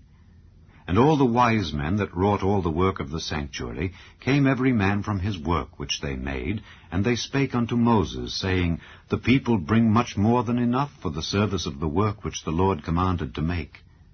And Moses gave commandment, and they caused it to be proclaimed throughout the camp, saying, Let neither man nor woman make any more work for the offering of the sanctuary. So the people were restrained from bringing. For the stuff they had was sufficient for all the work to make it, and too much. And every wise-hearted man among them that wrought the work of the tabernacle made 10 curtains of fine twined linen, and blue, and purple, and scarlet. With cherubims of cunning work made he them. The length of one curtain was 28 cubits, and the breadth of one curtain 4 cubits. The curtains were all of one size.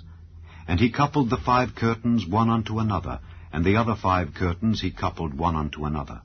And he made loops of blue on the edge of one curtain from the selvage in the coupling. Likewise he made in the uttermost side of another curtain in the couplings of the second. 50 loops made he in one curtain, and 50 loops made he in the edge of the curtain which was in the coupling of the second. The loops held one curtain to another. And he made 50 taches of gold, and coupled the curtains one unto another with the taches. So it became one tabernacle. And he made curtains of goat's hair for the tent over the tabernacle. 11 curtains he made them. The length of one curtain was 30 cubits, and 4 cubits was the breadth of one curtain. The 11 curtains were of one size. And he coupled 5 curtains by themselves, and 6 curtains by themselves. And he made 50 loops upon the uttermost edge of the curtain in the coupling, and 50 loops made he upon the edge of the curtain which coupleth the second. And he made 50 taches of brass to couple the tent together, that it might be one.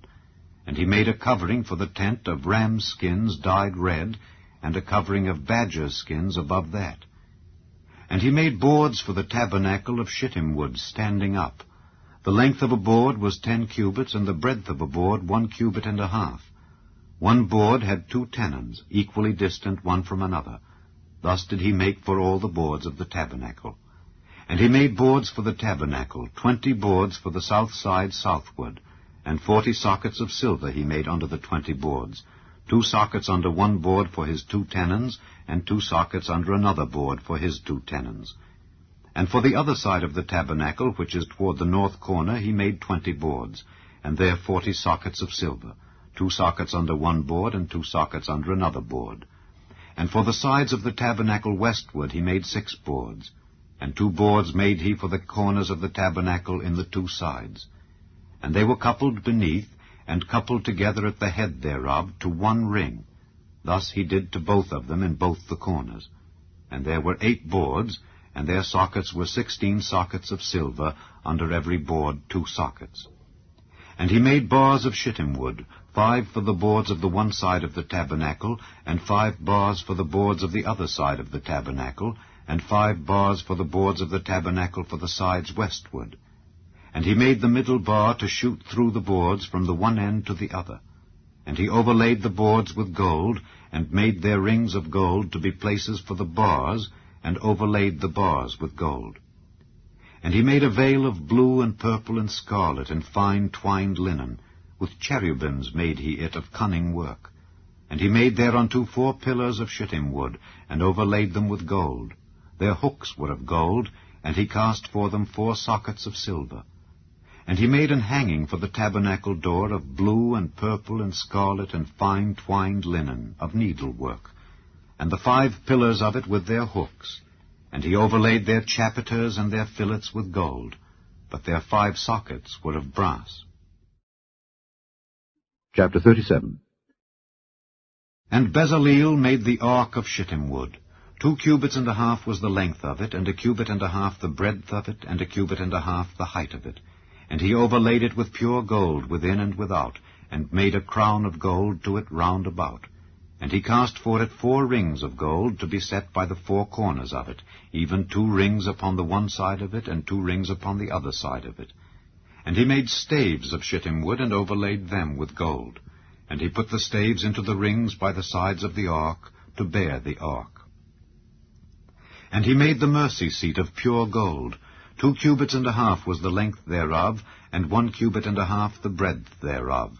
And he made 2 cherubims of gold, beaten out of 1 piece made he them, on the 2 ends of the mercy seat. 1 cherub on the end on this side, and another cherub on the other end on that side. Out of the mercy seat made he the cherubims on the 2 ends thereof. And the cherubims spread out their wings on high, and covered with their wings over the mercy seat, with their faces one to another. Even to the mercy seatward were the faces of the cherubims. And he made the table of shittim wood. 2 cubits was the length thereof, and 1 cubit the breadth thereof, and 1 cubit and a half the height thereof.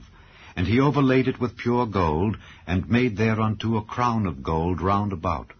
Also he made thereunto a border of an handbreadth round about, and made a crown of gold for the border thereof round about.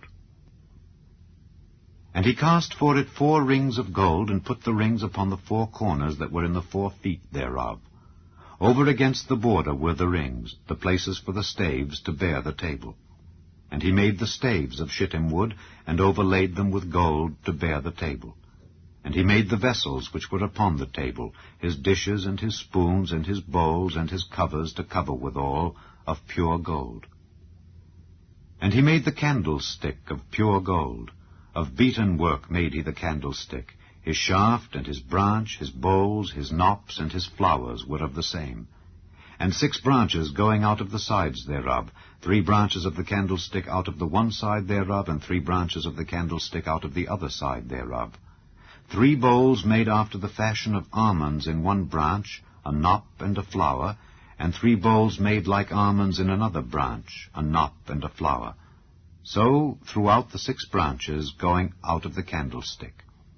And in the candlestick were 4 bowls made like almonds, his knops and his flowers, and a knop under 2 branches of the same, and a knop under 2 branches of the same, and a knop under 2 branches of the same, according to the 6 branches going out of it. Their knops and their branches were of the same. All of it was one beaten work of pure gold. And he made his 7 lamps, and his snuffers, and his snuff dishes of pure gold. Of a talent of pure gold made he it, and all the vessels thereof. And he made the incense altar of shittim wood. The length of it was 1 cubit, and the breadth of it 1 cubit. It was 4 square, and 2 cubits was the height of it. The horns thereof were of the same. And he overlaid it with pure gold, both the top of it and the sides thereof round about, and the horns of it. Also he made unto it a crown of gold round about. And he made 2 rings of gold for it under the crown thereof, by the 2 corners of it, upon the 2 sides thereof, to be places for the staves to bear it withal. And he made the staves of shittim wood, and overlaid them with gold. And he made the holy anointing oil, and the pure incense of sweet spices, according to the work of the apothecary. Chapter 38. And he made the altar of burnt offering of shittim wood. 5 cubits was the length thereof, and 5 cubits the breadth thereof. It was 4 square, and 3 cubits the height thereof. And he made the horns thereof on the 4 corners of it. The horns thereof were of the same, and he overlaid it with brass. And he made all the vessels of the altar, the pots and the shovels and the basins and the flesh hooks and the fire pans. All the vessels thereof made he of brass. And he made for the altar a brazen grate of network under the compass thereof beneath unto the midst of it. And he cast 4 rings for the 4 ends of the grate of brass to be places for the staves. And he made the staves of shittim wood, and overlaid them with brass. And he put the staves into the rings on the sides of the altar to bear it withal. He made the altar hollow with boards.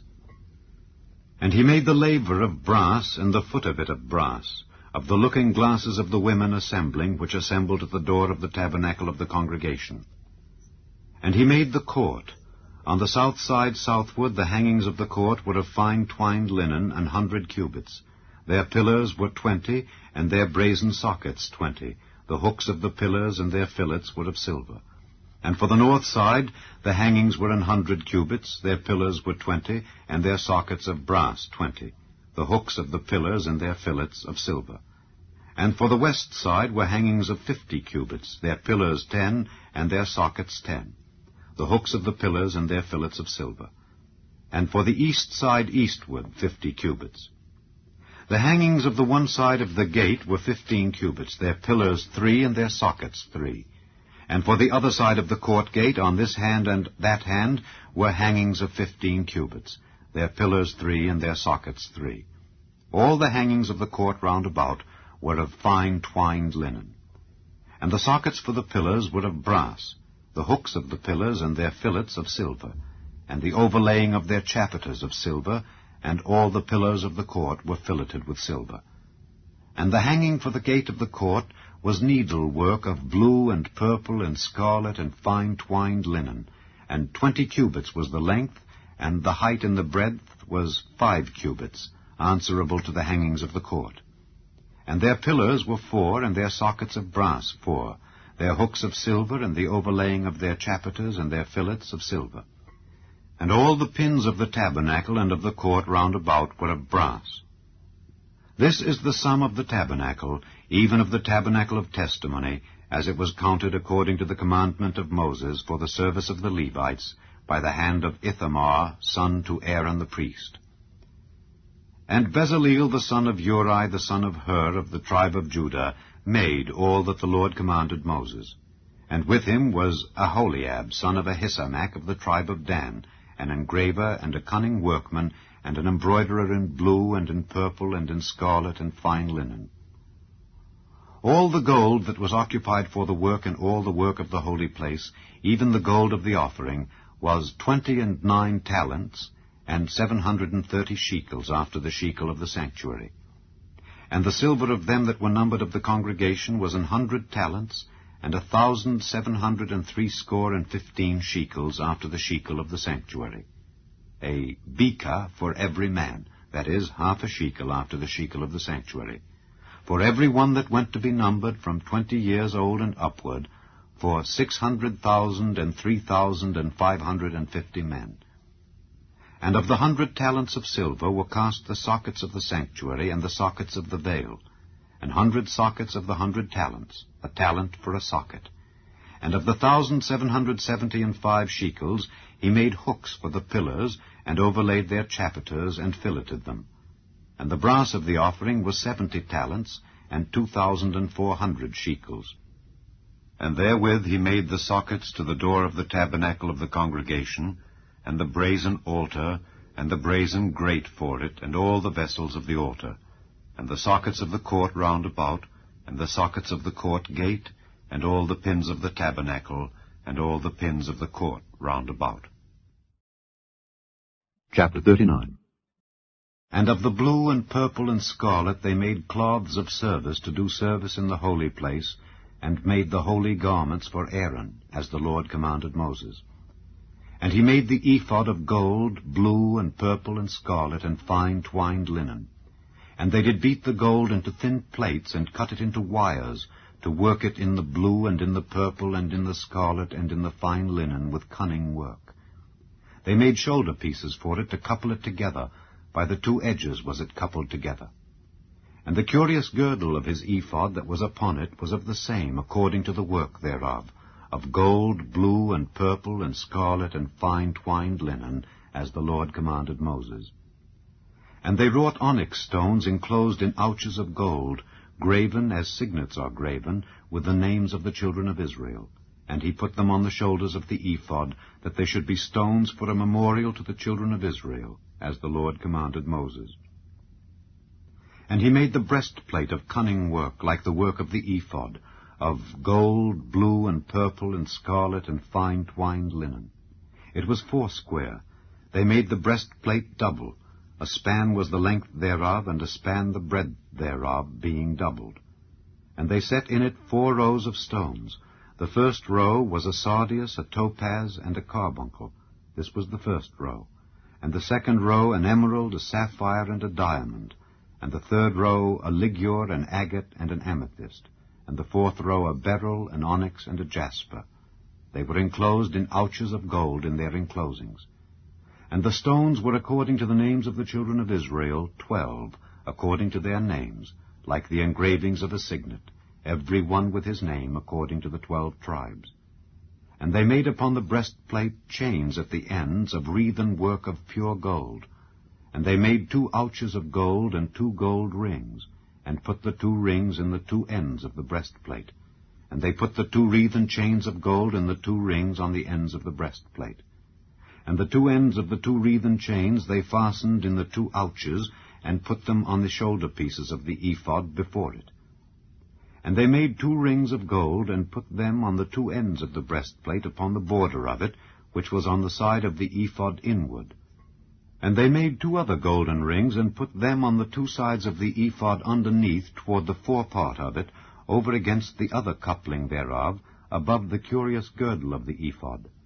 And they did bind the breastplate by his rings unto the rings of the ephod with a lace of blue, that it might be above the curious girdle of the ephod, and that the breastplate might not be loosed from the ephod, as the Lord commanded Moses.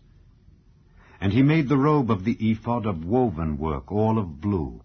And there was an hole in the midst of the robe, as the hole of an habergeon, with a band round about the hole, that it should not rend. And they made upon the hems of the robe pomegranates of blue and purple and scarlet and twined linen. And they made bells of pure gold, and put the bells between the pomegranates upon the hem of the robe, round about between the pomegranates, a bell and a pomegranate, a bell and a pomegranate, round about the hem of the robe, to minister in, as the Lord commanded Moses. And they made coats of fine linen of woven work for Aaron and for his sons, and a mitre of fine linen, and goodly bonnets of fine linen, and linen breeches of fine twined linen, and a girdle of fine twined linen, and blue and purple and scarlet of needlework, as the Lord commanded Moses. And they made the plate of the holy crown of pure gold, and wrote upon it a writing, like to the engravings of a signet, Holiness to the Lord. And they tied unto it a lace of blue, to fasten it on high upon the mitre, as the Lord commanded Moses. Thus was all the work of the tabernacle of the tent of the congregation finished. And the children of Israel did according to all that the Lord commanded Moses. So did they.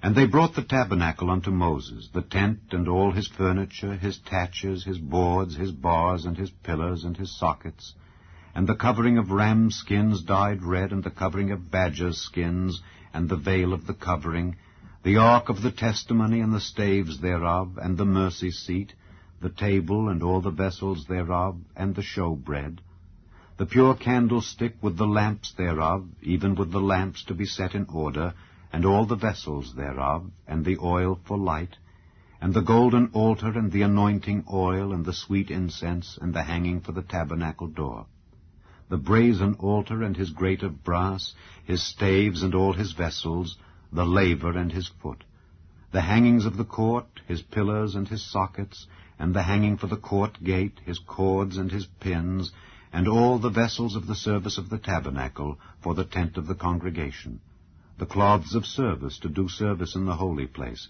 and the holy garments for Aaron the priest and his sons' garments, to minister in the priest's office. According to all that the Lord commanded Moses, so the children of Israel made all the work.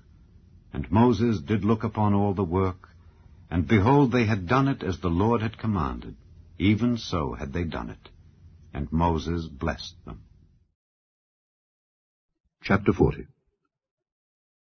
And the Lord spake unto Moses, saying, On the 1st day of the 1st month shalt thou set up the tabernacle of the tent of the congregation. And thou shalt put therein the ark of the testimony, and cover the ark with the veil. And thou shalt bring in the table, and set in order the things that are to be set in order upon it. And thou shalt bring in the candlestick, and light the lamps thereof. And thou shalt set the altar of gold for the incense before the ark of the testimony, and put the hanging of the door to the tabernacle. And thou shalt set the altar of the burnt offering before the door of the tabernacle of the tent of the congregation. And thou shalt set the laver between the tent of the congregation and the altar, and shalt put water therein. And thou shalt set up the court round about, and hang up the hanging at the court gate. And thou shalt take the anointing oil, and anoint the tabernacle, and all that is therein, and shalt hallow it, and all the vessels thereof, and it shall be holy. And thou shalt anoint the altar of the burnt offering and all his vessels, and sanctify the altar, and it shall be an altar most holy. And thou shalt anoint the laver and his foot, and sanctify it. And thou shalt bring Aaron and his sons unto the door of the tabernacle of the congregation, and wash them with water. And thou shalt put upon Aaron the holy garments, and anoint him, and sanctify him, that he may minister unto me in the priest's office. And thou shalt bring his sons, and clothe them with coats. And thou shalt anoint them as thou didst anoint their father, that they may minister unto me in the priest's office. For their anointing shall surely be an everlasting priesthood throughout their generations. Thus did Moses. According to all that the Lord commanded him, so did he. And it came to pass in the 1st month, in the 2nd year, on the 1st day of the month, that the tabernacle was reared up. And Moses reared up the tabernacle, and fastened his sockets, and set up the boards thereof, and put in the bars thereof, and reared up his pillars. And he spread abroad the tent over the tabernacle, and put the covering of the tent above upon it, as the Lord commanded Moses. And he took and put the testimony into the ark, and set the staves on the ark, and put the mercy seat above upon the ark. And he brought the ark into the tabernacle, and set up the veil of the covering, and covered the ark of the testimony, as the Lord commanded Moses. And he put the table in the tent of the congregation upon the side of the tabernacle northward, without the veil. And he set the bread in order upon it before the Lord, as the Lord had commanded Moses. And he put the candlestick in the tent of the congregation over against the table on the side of the tabernacle southward, and he lighted the lamps before the Lord, as the Lord commanded Moses.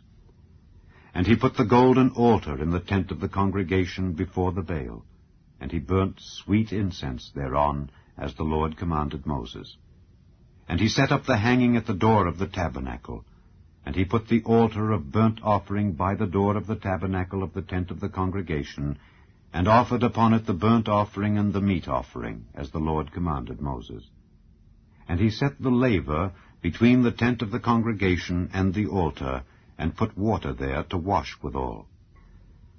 And Moses and Aaron and his sons washed their hands and their feet thereat, when they went into the tent of the congregation, and when they came near unto the altar, they washed, as the Lord commanded Moses. And he reared up the court round about the tabernacle and the altar, and set up the hanging of the court gate. So Moses finished the work. Then a cloud covered the tent of the congregation, and the glory of the Lord filled the tabernacle. And Moses was not able to enter into the tent of the congregation, because the cloud abode thereon, and the glory of the Lord filled the tabernacle. And when the cloud was taken up from over the tabernacle, the children of Israel went onward in all their journeys. But if the cloud were not taken up, then they journeyed not till the day that it was taken up. For the cloud of the Lord was upon the tabernacle by day, and fire was on it by night, in the sight of all the house of Israel, throughout all their journeys.